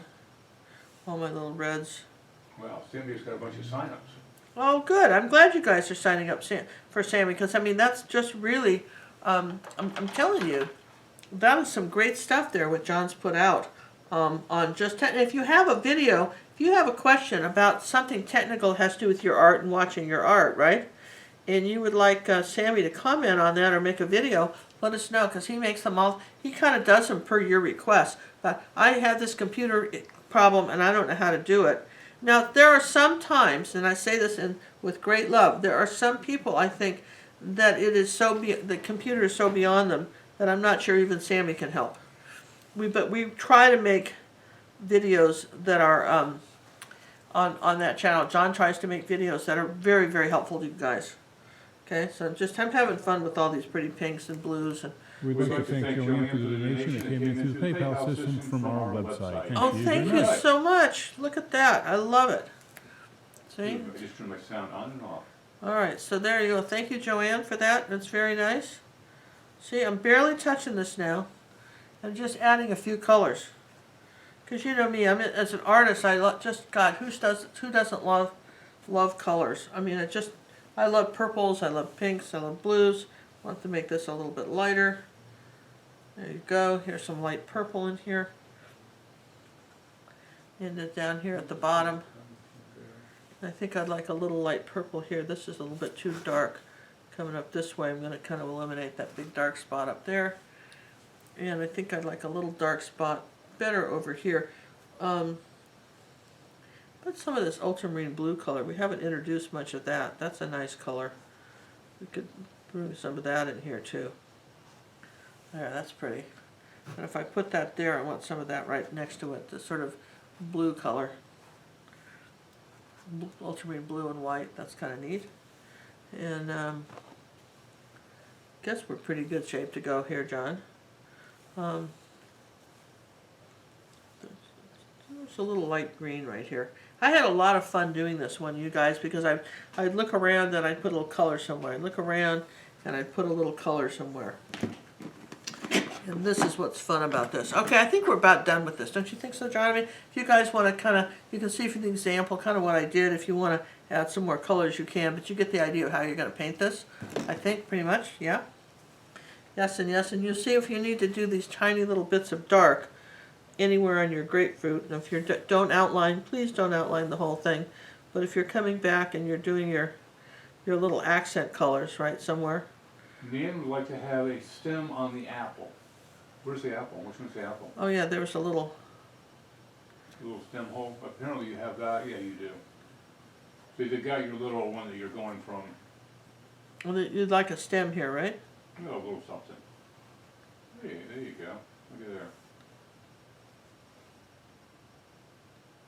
Okay. Done. Okay, it's a little too round to be an apple then. If we're saying that's an apple, then we got to change the shape. Sorry. It doesn't look enough like an apple. We got to change the shape of this. It was probably a peach. I don't know what it was, but whatever it was, if we're going to say making there an was this, apple now, if we're turning it into an apple, right, then we have to change the shape, which is fine. It just is fine. We got to do that, right? So let's just change the shape a little bit, just a touch. Let's come down over here. Maybe some green. Let's do some yellow and green. Let's have fun with this. Good point, right? Nothing is ever written in stone here. Okay. There we go. A little better, right? This is just a little bit too perfect. The apples aren't that round. Let's see, maybe I can do it this way. No, I'm going to have to dry that to fix that, John. If I'm changing that apple, the paints are, this all works because the paints are layered on here really well. Does that make sense? So when we change it, Well, that's better. See, just that. Now we've changed it into more of an apple shape. More of an apple. Let's do red this size. How about pink? Orange, pink. I don't know. Now we're getting into muddy colors. You see what happens with the green? Let me just dry that real quick, all right? Just mute me. I'm going to dry that, and we'll make that work. This is what this is. You start changing stuff, and all these colors will start making one big color. Okay? Here, wait. Because I have to do you differently now because you're on a different mic. I got to find your mic. You find my mic? Yeah, find the mic. Find the mic. So stupid. All right, I'm back. We have her mic off at the moment. We got something coming up on Facebook, coming up real soon. And I was hoping my microphone would work so we could tell you more about it, but we'll have to see. What I may have to do is keep her turned off, and I will talk about that. What I'm talking about, you're still muted, Ginger. What I'm talking about is the Facebook challenge we have coming up. So I'm going to mute myself and bring you back. Okay, you're back and I'm off. All right. So I'm sorry I had to just dry that because I felt like we were not getting the, all the colors were sort of going together down here. See that? So didn't want that. Did not want that at all, and I'm all out of yellow. Boy, I tell you what, when you mix all the colors, if you're not getting the color you want, you need probably, and if I were doing this, there, yeah, I'm going to say there's my apple, like that. Just that small thing, maybe a little bit of white highlight here. Oh, I like that too, don't you? A little white highlight. Let's put a little highlight on that one too. Let's lighten this up right there. Okay. There. Just the smallest things can sometimes make a nice difference. And we really didn't talk much about this other whatever's over here either. So, all right. Like I say, we could be painting this for a long time. This is really fun. Just lighten that up a little bit. Whatever that was there. And let's put a little bit of dark red under here. Where that grapefruit is. Okay. All right. All right, John, I think that, let's see, this I'm not a big fan of. Let's just paint that red down here like that. There you go. Kind of flatten that apple out. Does that make sense? People always say, what is the highlight? Pink is not the highlight on an apple. It's cad red medium, by the way. Cad red medium is your highlight, not pink. Okay. So, there we go. But better, right? Okay, so now let's see, let's take something very light blue here. Let's get the value up here, because this blue and that red is almost the same. Let's do this like that. See? Sometimes you just have to decide where, you look around and your paints are drying darker. You have to decide where you're going to put them, where you're going to put your colors next. But I'd say we're pretty much done with that. All right, I'm liking that a lot. I think that came out really well. Hope you guys liked it too. I think this is really fun, and that was a fun thing to do with changing that apple a little bit or whatever that was. At this point, by the time I'm starting to do an abstract like this, then I've kind of, said, okay, whatever this is, it is. All right, let's do our giveaway. John, let's do our giveaway painting while we're talking, and I can answer some more questions. And I really appreciate your questions, you guys. You have really good questions, and I really appreciate them. I want this lighter. It's okay. If you can hear me, over. I'm going to change the sound system a little bit so we can both be back on again. I'm going to try another mic on Ginger. So bear with us while we do this, because we want to do a Facebook announcement. I can walk around and talk. Hey, this would be kind of cool. Hello. I could use one of these. I'll try to hang this again from you. Okay. Can do that. Let me try it. Sure. See the dark green right here. Am I on or muted or what are we doing? Well, you're still on at the moment. Good to know, right? Yeah, but I'm going to take you off for a second while I switch them over so I can get both mics back on. So add a little bit of dark down here to the bottom of the kiwi. And I needed to lighten up the center of that kiwi too a little bit. That was too dark. Here's a little bit of the center here like that. All right. Silent for a second. lighten this up. Hey, I just said be quiet. Shh. That's giving me static. Mine doesn't give me static, but yours does. Both your mics do. I wonder if it's you. What do you mean if it's me? There's static over in your area from something. Well, drat. I really thought that would work. Because when I have your other mic on, I get echoed. I guess, okay, let me try. We're going to try something else. I'm going to try her other camera. Instead of the ginger cam, I'm going to use the art camera. All right, I'm finishing this up. Okay, can you guys hear? Okay, it looks like I'm coming through pretty good on that one. I'm using the other one, the other mic. Are you? All right. Okay, I'm going to ask, can you hear me now? Wave your hands. As Ginger waves her hands, tell me if you can hear me good enough as I make the Facebook announcement. You want me to wave my hand? Well, wave so we can see. Waving my hand. Hello. Hello. Hello. Anybody there? Hello. Hello. All right. Well, yeah, you can hear me when the mic on my mic works. Apparently, nobody else's mics work. Is my whacking? Is my whacking? Yeah, you're My whacking. whacking. Yeah, it's whacking. It's whacking. Is it whacking? All right, looks like we're good. We'll use that mic. All right, We so got we're one gonna. mic we're sharing across the room. How cool is that? Okay. Wait a minute, we have a question, but we have a legitimate question before we do this. How do you know how many layers to put on when trying to paint an abstract from a photo? Well, I mean, I'm saying you just have to decide that there's some part that your artistic sense has to come up when you're talking about how many layers to put on. Right, you guys, at some point you've got to, you've got some artistic judgment here, right? So. Ginger is loud and clear.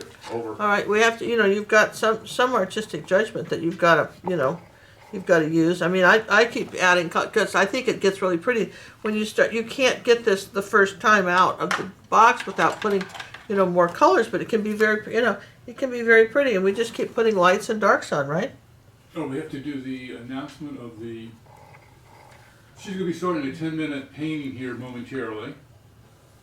I will put the link up, and the girls would have the link available shortly as well. The link to, yeah. The secret word is grapefruit. Okay. So I'm just darkening this around here, and here's a little burgundy color. Wipe the brush. Always. Putting a little dark there because that's going to bring your eye back into the grapefruit. See, light is light, dark is dark. That's where we put it. Right here. So we would just sort of trick everybody into coming over and seeing this right here. Right, like that. Put a little dark dot there. That brings everybody into here. How do you fix things when they look like they're floating? You add a shadow. Add a shadow. Add a shadow. For instance, here's well, this is floating up here. He's probably resting on something else. Does that make sense? In real life, he was resting on a bunch of other stuff, which we just kind of eliminated. There was probably another something right here, right? So if this really bugged you, right, as an example, right? If this really bugged you, throw a. You might put something underneath here. Should we do that real quick? Well, then you're going to end up with 8 fruits. Yeah, no, we're not going to do it. You would just put something else there. We don't have time to do it, you guys, because we could spend. You days can spend on days on an abstract. Are you kidding? You can spend days on this, but look, just a little bit of orange on that. Isn't that pretty? And then just a little bit of. Yankees are coming in. Okay.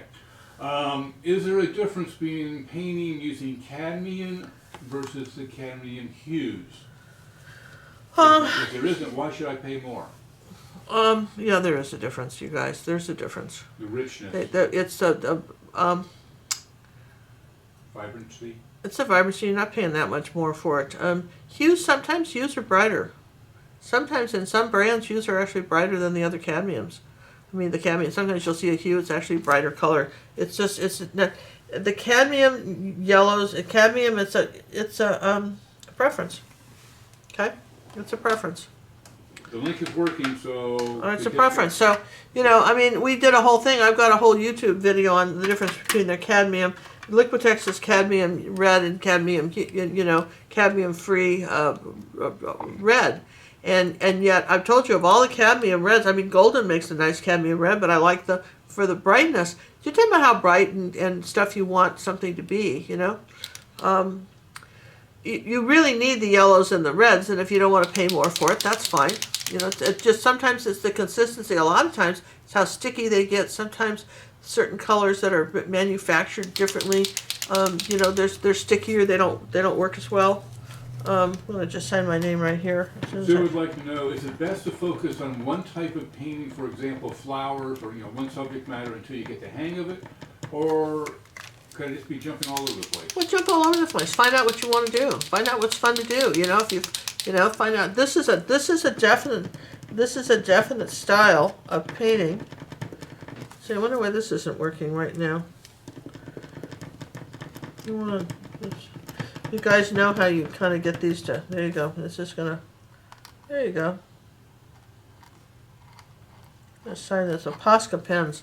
Really like those a lot. Gonna sign those with that. I like this with my little Kiwi here. I think that is a fun. That's a great painting. I like this painting, you guys. I hope you like it. I thought it was really kind of cool. Here's a little red slash through my name, like that. Again, so much when you guys are talking to me about. See, I could just keep playing with this painting for a long time. Part of me wants to put a little red back here. I've signed my name, and part of me said, "What happens with a little red right there?" I'm just saying, it's pretty. It's just kind of like, almost like the scarf of colors. And then there's this fruit in here, which I think is kind of pretty. But again, if you put them next to, here, they all kind of go, see? See, they kind of go. Well, you're going to back out, right? Yeah. John's going to back out so you can see it. But you see how they kind of go? Let's get rid of your palette. Look, they go, see? And I think that's kind of cool. I mean, I like how these go together. I'm going to put them this way. See? And they kind of go together. So if you hung them up there in the kitchen. And then if we're talking about if we did a third one. Now look here. We did a third one. You see how these are all designed to kind of fit into a grouping. I have a lot of kitchen series. We've got the Old Dead Artist Kitchen series on our Academy, where everything's sort of in the browns, not these bright colors. This is the brightest kind of abstract we've ever done on that. But we're kind of focusing. We did that last couple weeks ago in February in our Academy. We focused on how to take the same technique. This is a portrait of John I did, and how to do a portrait in the same sort of abstract technique. Do you see what I'm saying? And here's the painting. You see the similarity of how this is painted. This is actually kind of a fun way to learn to paint things, and it's sort of you'll see a lot of oil painters do this, and that's why I say call this the oil painting style of paint. It's just, but again, the paint's all kind of smudged and blended, and one color kind of runs into another in places. And do you guys know the difference between a hard edge and a soft edge? You guys know the difference between that? Anybody talked about that with that? Well, I'm going to start that free painting. You guys have got the link up, right? Oh yeah, we've got 100, 200 people already entered. All right, and so then you know what they're going for. All right, look what we're starting with. No. Well, should we start with this? I wasn't going to start with this. I just wanted to say this. I wanted to show you the difference between a hard edge and this is a hard edge like that. This edge right here is hard, okay? And that makes sense. And this is a hard edge, all right? But when you take your brush, the back of your brush, and then you smudge these two edges together like chalk, like that. That's a soft edge. This is called a soft edge. And so what you want even in our abstract now, let's just go back and look at it. You see we have these hard edges around the grapefruit and some of these fruits, and then we have soft edges blended with hard edges. Does that make sense? And if you're watercolors, often watercolors will tell you they want to see a lot of soft edges, and then the hard edges go around your center of interest. And so we got more detail as we got closer into the kiwi and the grapefruit and maybe this apple. That was our most detail, and everything else was softer. Does that make sense? And more out of focus, and that's one of the tricks. Cameras used to do that for people. All right, I'm going to do this one painting real quick. John, I need a canvas. I can't use this because can't use that. Can you give me a canvas real quick? Yes, boss. I thought we had a canvas here. Well, we have several. All right, we're going to do this. This is What color would you like? Oh, look at that. Now, this is what we do with our leftover paint when we're all done. John will take the canvases and paint something. Let's just take this mustard color here. Really? Mr. Mustard. Mr. Mustard, okay? Mr. And I'm going to Mustard just with do a the quick lead landscape pipe. while we're talking and just tell you about some stuff. Well, Yeah. we have the, let's talk about the Facebook. Yeah, let's talk about this Facebook challenge we're doing. Well, first thing, let's announce the Facebook club. Oh yeah, let's do that. I say, old boy, let's announce the Facebook club. We really truly believe is the coolest Facebook club on the planet. Really do. It's if you're into acrylic painting, because we designed it just for artists like you that are into acrylics. And we wanted a place where you could show your artwork and people would say nice things and you never felt frightened and you got some great information. And somebody just posted a day in our club. I mean, what was she doing? Some sort of a chart on that you could use so that you could tell if you were out of paint. You know, you could keep track of stuff better, that kind of thing. We never know what our members are going to post. That's very helpful. Judy, one of our moderators, is always telling us where the good sales are. She finds the deals and lets us all know. That's kind of cool. We see a lot of posts from lessons that are that I have designed either for YouTube or Art Academy. People are showing us their original work, but really we're just a Ginger Cook Art Acrylic Painting Club is really a fun place to be. And what we're doing is we're going to cap the members at around 4,000 so that you don't get lost. So that when you show us your artwork, somebody will say, oh yeah, look, there's Susie's artwork, isn't that good? Or there's Andrew's artwork, or isn't that just cool? Or there's Eric's. Where people you're just going to start to know people. It's going to feel really good. And of course, we're going to do special videos just for our club. And it's a free club to join, but again, we're limited membership. When I say special videos, might be a 5-minute drawing video or show you something from an art critique. But kind of really, we encourage everyone, if you want to have a place to share your art, and then you're a big fan of this channel, please run over there and join it. And anything else you want to say about March Madness, John? Well, one more thing, we are limiting the enrollment to 4,000 general population. And then once we've reached that number, it will be just numbers of the. Oh, I like how you're using a rag to paint with. I know, but I need a new one because this one's all dirty now. This one's just had it. I don't know. Just have to use. I'm down to paper towels now. Right. Don't know why I don't start off with clean rags, but who knows? Who's complaining? Does it sound like I'm complaining? Just turn that upside down. Want a little cheese with that lining over there? Yes, just there. I just need some colors here, man. I just need some colors. Members of the Online Art Academy will always be welcomed in. They just have to say they want in, and we'll let them in once we've reached the 4,000 limit. Our Art Academy members will always be welcome. As long as you're an active member. After we reach the 4,000, everybody's grandfathered in. Nobody's getting kicked out. We love you all. Nobody's kicking out. But if you sign up after the 4,000 through the Academy and you drop out of the Academy, you will be eliminated from Facebook. Just so you know. Yeah. Okay, now, coming up, and I think you can still hear them, I'm going to do it with the other computer. We're going to have a March Madness event, which we just launched in the Facebook room. And this is called March Madness 3-Paint Challenge. And we'd like to thank Eric for all the hard work and dedication he did to put this together for us. It was his idea, Eric. This is what I'm talking about. We have club members that are really supportive and come up with great ideas. We love Eric's idea to do this, so we're excited about it. Yeah. So what the challenge is, you're going to paint 3 paintings during the month of March. 1 original painting, 1 Ginger Cook from one of our tutorials, either an Academy lesson. If you're an Academy member, you have to do an Academy lesson you have not done before. If you are not an Academy member, you have to do one of Ginger's YouTube lessons that you have not done before, and then 1 palette knife painting. And it cannot be a palette knife tutorial. So it's a challenge. What we're trying to do is get you guys outside of your box. All the rules are in the Facebook club. You do have to be in the Facebook club to What do they get if they do? What do they get? Do they get anything if they do it? They get the satisfaction of challenging themselves. They don't get like a prize or nothing? No. Not right now. Not right now. I'm going to think about that because I'm thinking that maybe I will. Maybe we'll just. Ginger will come up with. I'm going to come up with a set of prizes, man. At least 3 different prizes, okay? At least. At least 3, but just start anyway, because I'm going to come up with 3 different prizes. Because I think if you're going to go to all this trouble, I'm one of these people.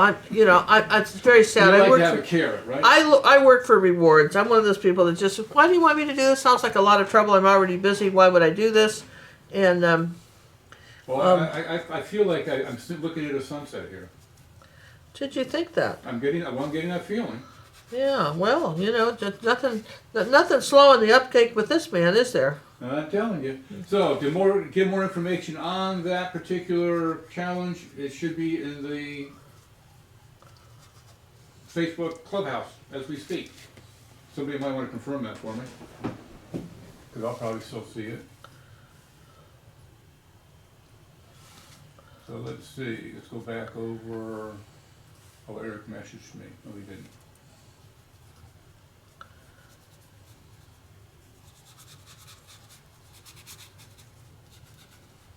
Okay, we're having people that want to join Facebook without using their real name. We've got a problem with that. We like to know the actual identity of the people because we are protecting our members in there. We have turned some people away because we cannot find anything on them. So we're sorry about that, but we've got some rules too. Good question though. Yeah, well, then that's absolutely right, because what's happened is we're all, most of us were raised in a world where everybody was just sweet and nice, and nobody would do anything crummy, and if they did, we never heard about it, and kind of protect a little bit. But when you turn on the world, suddenly the world is on the internet, right? And there are some people, for some reason, that just like to mess with other people because they can. That there's no reason for it, but they're either some scams coming out of some foreign, small little country somewhere across the world that have some sort of scam, or they get up on Facebook, and Facebook really tries to weed these people out, but they're either out to trick or mislead or just spread viruses or whatever reason. People don't feel as secure as they would, that as they'd like to, because they're always worried that there's somebody's kind of messing with them, right? But so one of the reasons that we do have these rules is so that we can't make our club perfectly safe. I mean, we can't say that it's virus free or anything like that. But one of the things we can do is make sure that there's real people and not just some a phony IP, address that's going on up there, right, John? Is that what we're saying, right? Yep, absolutely. And that's kind of the thinking behind that, right? The thinking behind our reason for doing. That's our reason for doing that. How's that? Is that we, and we have our moderators, for instance. We have 6 moderators that watch that are very cognizant of the artwork that's going up. It's just not any artwork that's going up there. It's your artwork. It's if you got it from another source, we like to know the reference, because other people might want to paint it too. If you got it and you found it from somewhere, where did you get it? We're pretty much we have read the rules, and they're there to make the club a really fun place to be. All right. And that's why we did it, for that reason, right? Okay, that's a good example of that, John. Think so? I think so. And we're sorry about the microphone problem again. We'll have to look at it once again. I don't understand this microphone. It was going great. All of a sudden you're staticking over in your area, so I'm not sure I'm getting feedback over there somewhere. It's just always amazing to me how these things happen, right? Give me a second to dry this, right? Just give me 1 second to dry this. Okay, it's going to go dead silent.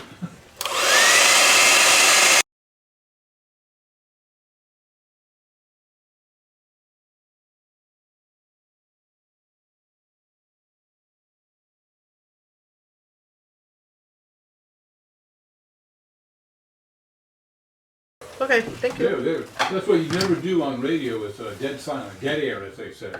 Dead air, yeah? Yeah. Dead air. All right, so we're just, okay. Just needed a little bit of, there's no static now because we're down to 1 microphone. down to 1 microphone. We're sharing. Not the primary microphones. We're sharing, but we just we do the best we can with the live things. If we were doing just recorded videos, We would work all these problems out before we ever increase it. And we will be putting up in March, we'll be putting up, not necessarily all live shows. We may do some pre-recorded ones just so we can work out some of the sound issues that we're having. And, but it'll be fun, and we'll still have some fun things to do. So just saying that we may be able to, we may be doing some of that. If you're going to the Facebook page, you want to go to the events. The event over on the when you go into the page, it's on the left-hand side of your page. You go to events and say you want to participate.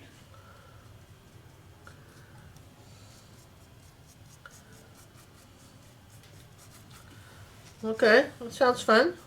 So far we have 16 that have elected to join us.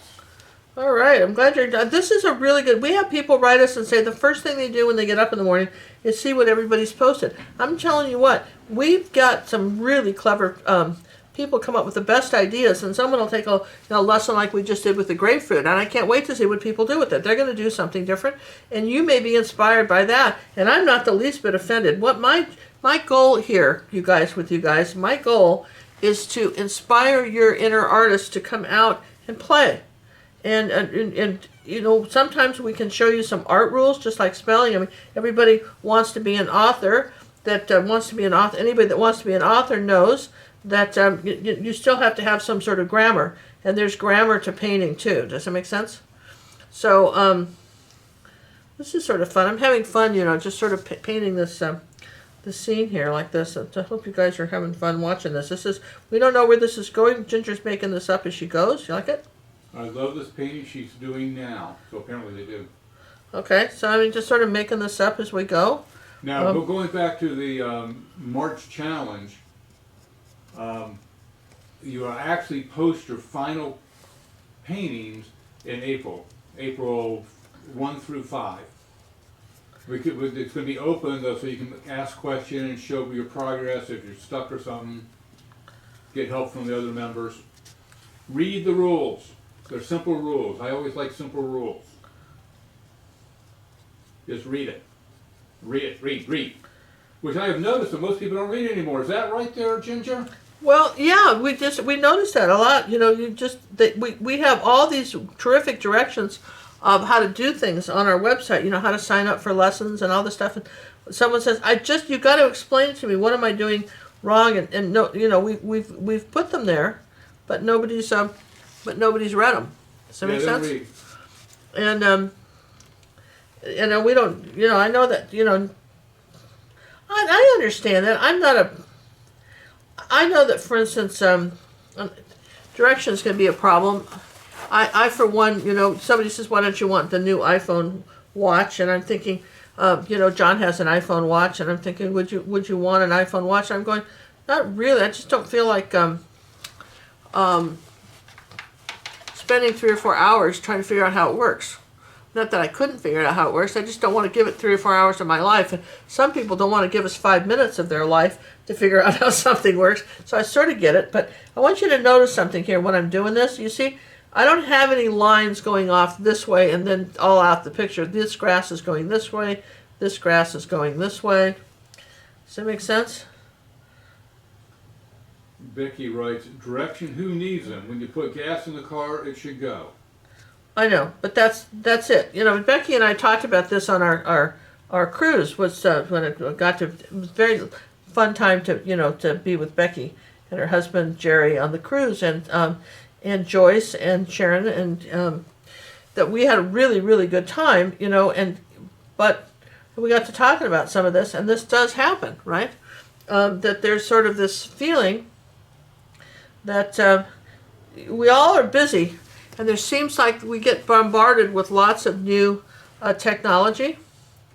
And sometimes, I'm just saying, sometimes it becomes overwhelming. Does it make sense?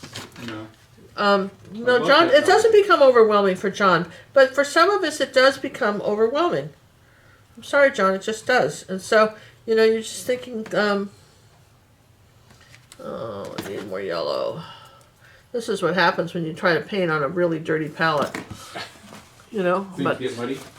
Well, I'm just saying they do. So here we go. Here we go. Just flatten it out. You guys know this trick?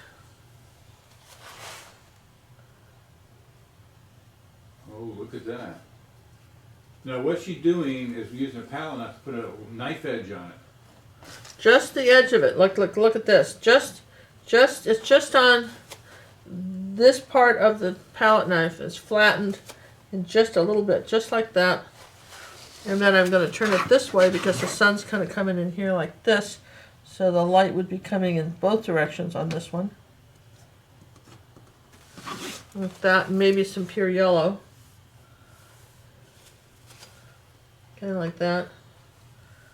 That's really no place to flatten anything out anymore. There's no room Lori's on the the palette. person, I can't get the time to stop blinking in my VCR. Who's got a VCR anymore? Remember those? Yeah, I never could set the time on those either. I'm with you, Lori. Just that was a problem, wasn't it? Now I'm going to just move this palette because when you're doing palette knife stuff, you need room to do it. You can't just do it on something messy like that. Now look what happens. I'm going to flatten this out and wipe the palette knife off. Now I just have it. Do you see that little bit of yellow I have right there? See what that did? Yeah, well, you only probably get about 2 shots at this and you have to reload.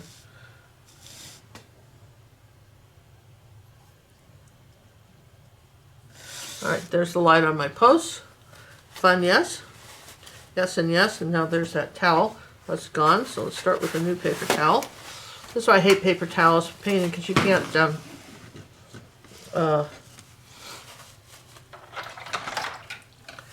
yeah, let's take a little bit of this now. Let's take a little bit of this color here and mix it on a clean palette with a clean brush. Probably taking more than 10 minutes, isn't it? Well, we're giving it away anyway, but you're learning some stuff, right? We have 294 entries today. Okay, That's so an all-time high. Let's get to 300 people. okay, all right. We're still good, right? So now, John, did you know that CDs are no longer going to be sold by Best Buy? Wow, no. what? Well, does it make sense? Nobody's doing CDs anymore. When was the last time you bought a CD? Uh-huh. Oh, I bought somebody's. I don't know. Occasionally I'll buy somebody's art CD. That's a DVD. We're talking CD music. Oh, music? Yeah. Oh, music. Well, I never bought any of that. I was not, but I just didn't buy any of that. I'm sorry. I misunderstood You what you were missed the saying. CD part. I missed this. I thought you were talking about DVDs, right? Did I say DVD? No, well, obviously you didn't, but I thought maybe you had. You see, that's not the same thing. You know, just don't be too funny. Not me. It's you. Wow, just okay. Sorry. Thanks for doing this. I have an issue with grass. It always looks like a golf course. This is why I have issues with doing abstract paintings. This is why I have problems with abstract paintings. Yeah, probably. Using wrong colors. Okay. Study this painting that she did. The one we did before this. Okay. Let's see. I'm gonna put some paint out now because I'm out of paint. Oh, Becky buys CDs. We can get them now for cheap. I don't know. I have Amazon Music. That's real cheap. Well, I listen to books. I used to have a lot of books on tape on CD too. Oh, did you? Yeah, well, that's the first way they did it, wasn't it? Yeah, I mean, I'm just I can't believe it. Well, what are they doing? What are they doing instead? Digital downloads, just like Amazon does, just like everybody does. Apple does. Okay. All right. Fine. I'm not a big fan, but what can I say, right? All right. Fine. Take a little bit of ultramarine blue and phthalo blue. All right, you guys, let's put some flowers in here like that.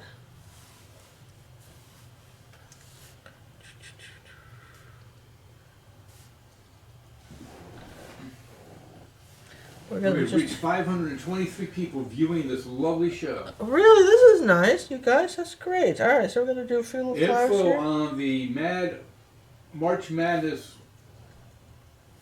challenge is in our Facebook group. You have to be a member of the Facebook group to participate. But it's free to be a member of the Facebook group. Well, You just yeah. have to answer the Unless 3 you questions. signed up last Friday, I think it was $3,000 that day.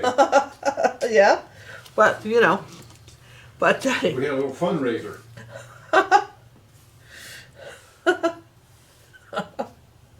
all right. So I'm gonna sit there and say, all right, so some flowers. Let's put some red flowers in. Let's see if I got a clean up brush to do that with.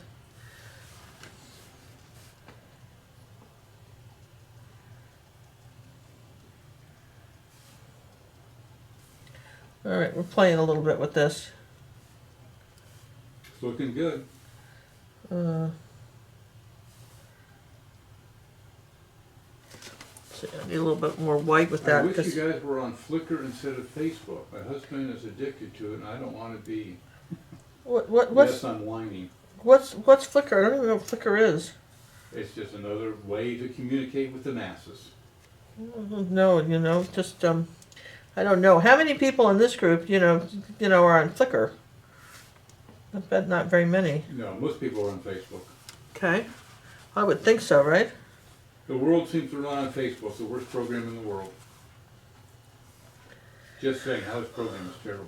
Well, I mean, one of the things that really bugs me when I'm on Facebook, and I got to tell you this right now, that really bugs me is that when I go to, I log on and then I go to find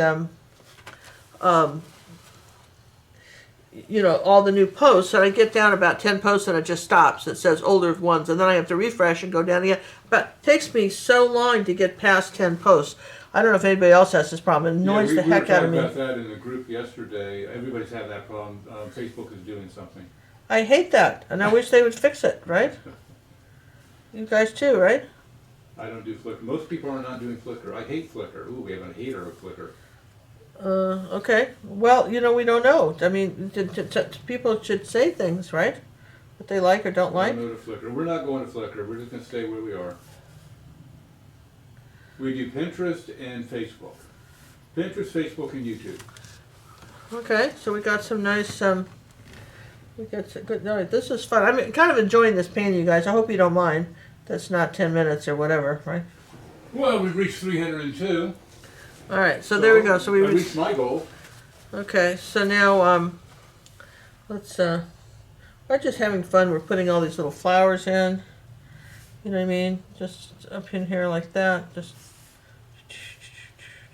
Flickr is a bird. I like that.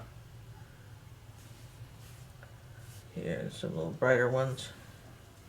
Okay, so we got some good flowers coming in here. Here's our, let's just play with the sunset for just a second, all right? Just a second. Let's just play with the sunset. And let's get some of this purple colors here. I like that. The purple over the dark orange was a little rough, but there we go. That's it. Better. Up there. Better. Little better sky. Better sky. There we go. Some better orange. All right. I'm happy with this. And we'll do a little bit of grass like this. A little bit of dark grass like this. That's shorter here, going up like that. Make some lighter ones. I think I need some birds too, as long as we're happy. I knew there'd be a bird in there. I think we need some birds. I want some, I want a few little grasses over the post too. There. And why'd you do that, Ginger? What? Do what? Put the grass in front of the post. Well, to create depth. To get depth, to bury it in there. Sure. Yeah, gotta have depth. Yeah, maybe I can say It that. really is gorgeous. Love it, Ginger. Thank you very Pretty much. painting. Phoenix Sun's colors. There we go. There's the Some yellow dark. and purple. There's the purple in the background back down there. Put a little light green over that, where's the yellow? I'd be willing to put some paint out, right? If you're doing something like this and it's got a dark purple, you can barely, you can use a palette knife too. That's the other thing too, is you can, if you're trying to get over something that's wet. You can use a palette knife like that and make a few little, you know, light things in it. Okay, so you guys, there's our. I'm gonna put it. Let's see, where's my? You got it done? Almost done. Yeah, go ahead and do the thing. I'm gonna. All right, Almost we're gonna done. close the entries. Yeah, it's slowly way down. So we're gonna pick somebody. Entries are now closed. Okay. There's a couple little birds back in the background. The smaller they are, they go back. Okay, here's our big one. Like that. There's a big post right here. 304. Would you like the honors, or would you like my girl? What's it? Let's 304 entries. Yeah, let's let the Alexa do it. All right. Alexa, I need a number between 1 and 304. Your random number between 1 and 304 is 208. 208. I tell you, that girl really, she goes all over the place.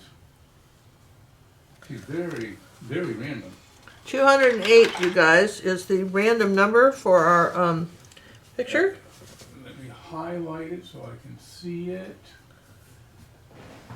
Looks like Jesse Wagner. Jesse Wagner. That name sounds familiar.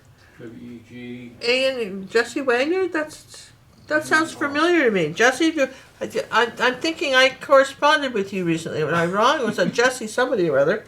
I thought it was Wagner, but a lot of times I don't pay attention to. Well, it's W-E-G-N-E-R. Is that Wagner or Wigner? I don't know, Jesse. We're excited. Number. Yeah, I think so. All right, congratulations. Jesse, are you out there? You're a big winner. Go to contact us and let us know where to mail this in a week or two, because it's going to take a while to dry. Yeah, well, we got a lot of paint on here today, right? We kind of used up all the paint. And this is where you come back with the second row of, somebody says, when do you come back with a few little, paint. Red has a tendency to disappear over when you have green. So we're just going to come back here with a few more just second coats of red. Hope you guys like this. Was this fun? I thought it was fun. It was a great painting. I can't believe you do 2 paintings in one session. Yeah, all right, Look at this. Do you love it? Okay. All right, out goes my handy tub of towels. I'll sign this before you get it. I think this was really a lot of fun. You can see we still have a lot of paint left, but John and I, don't despair, John and I will use that for something. We will just cover some other canvases with it. But, kind of, flowers at sunset, right? And here's my tub of towels. I always like to show people how I clean this up, because I'm just really, I promise you, nobody sends me these and they don't pay me. But I so love them, right? Because I just, look at this. Look at your hands. That's a work of art. Wait a minute. Let's show your hands. Look at these. We're gonna have an auction on our hands. So Starting for the highest look at that. I mean, look how it cleans it up in seconds. For someone that just gets in a hurry. Are you like that? You've got to go out to dinner, you got to meet friends, and you got to go paint something real quick, and then you're a hot mess, and you don't have time to clean anything up. And that, so anyway, I'm always so impressed with how these work, and I just like to share that with you, because this has been the bane of my existence my whole acrylic life, is getting the paint off my hands easily. I always get it off scrub brushes and stuff, but still get it off. And if you have one of these people that does fancy manicures, maybe you're one of those gals that does that, it doesn't ruin your manicure. And it's good on your hands. It's got lotions or something in it. It's good on your hands. Now, it's lovely. Some of this stuff, I had some stuff called Viper wipes that would eat a hole in your suitcase, in your plastic, and if you left it in the wastebasket, would eat right through it. There was some other stuff. That would take acrylic paint off your desk, but then it would just practically eat right through to your carpet. And then we had some other stuff. I don't know. Jerry's was selling some towels that they had, and I couldn't stand how they felt on my hands. I couldn't stand the smell. And I've gone through, a bunch of baby wipes and this kind of stuff. They were okay, but they didn't take all the paint off easily. These just really are. They cast me out. They cast me out for an acrylic artist. I don't know how they'd work for anybody else. And I'm just saying that they're just nice. I just like to share with you the good stuff I find. You know what I mean? Like, for instance, those of you that are Costco members, right? Going to tell you this. Those of you who are Costco members, I was over at a friend's house the other day, and she gave me these awesome chocolates, like 2 layers of, like, they look like Godiva. They weren't Godiva chocolates, but they were fancy, fancy chocolates. She paid $12.50 for those, for the whole box. I thought you said $18.50. No, $12.50 a box. And I'm going, we need to run over there now. we need to go to Costco and get like 2 boxes of those, 3 boxes. You know, I wrote Cinnamon, told her, I said, listen, I hope they still have them. I think they got them in for Valentine's Day, but those were cool. And if I find something really good, I'll tell you. Someone says they like that I'm honest. I'm just, you know, we're all friends. I would just tell you what I liked. All right, so aren't you impressed? Look at how that cleaned. Thank you very much. I'm going to put our regular painting back that we did. Our regular painting. You know, the one that we did for the, let's move old tub of towels out of there. Remember, we'll be on tomorrow at 7:30 p.m. Central. All right, so I hope you guys liked our giveaway painting. Put one on top of the other. Yeah, let me just move all this out of the way and then kind of side by side. There we go, right? Perfect. There you Like go. that. But you see, it's the same colors. It was the same Well, colors. it's the I just same played. palette. But now, all right, this is a cool painting. This is a warm one. Hmm? Was this a cool one? That's the cool one with all these blues and stuff. Yeah. The warm mats, and this is a warm painting with cool accents. Yeah. In case somebody was wondering about that. So really, it's the majority of the color. That was my hands before. No, it's no longer my hand. No longer my hands. No longer my hands. So anyway, that was the before. You know, that's what we did. So I hope you had fun. We'll see you tomorrow, and What we'll time be painting tomorrow, Ginger? 7:30 Central p.m. And what are we doing? We're doing this as 9 by 12. Have an orange background. Orange background. And this is really easier than it looks. This is actually very, very simple. Okay? Probably simpler than today's. Maybe a little bit simpler. So try it. You'll let us know, right? Well, then you'll have to try it. Tell us if you thought it was simpler, right? And again, we thank you very much. If you haven't told yourself your happy words today are, "I'm a wonderful artist. I'm getting better every day." How about that? Let's all say that to each other because I think it's true. Thanks, and thanks and so long for all the fish. yeah, Or thanks for all the fish. Bye, for all guys. the fish. What is it? Thanks for being. No, Yeah. so long and thanks for all the fish. So long and thanks for all the fish. Yeah, I got to sign it right there as soon as it dries. Thanks very much, you guys. All right, Most we fun. forgot how to shut this down because we're in weird mode. Bye. Well, you can say goodbye, but you're still on until I can find everything to turn it off. Oh, well, I'm still on, so I can say goodbye. You could keep. I can do whatever I What want, is right? everything? Look, I'm going to clean up this brush. Look at that. It had paint all over it. See, it's only going to use the... Oh, look at that. All right, so Wow. I'm going to disappear. The lesson will disappear. that. Let's just clean some stuff. All right, Ginger, we're going to have you disappear. Bye. Where are you? Wait a minute. I give up. Where am I? There you are. Okay, got you off. Gonna put up our YouTube thumb. All right, sound is out.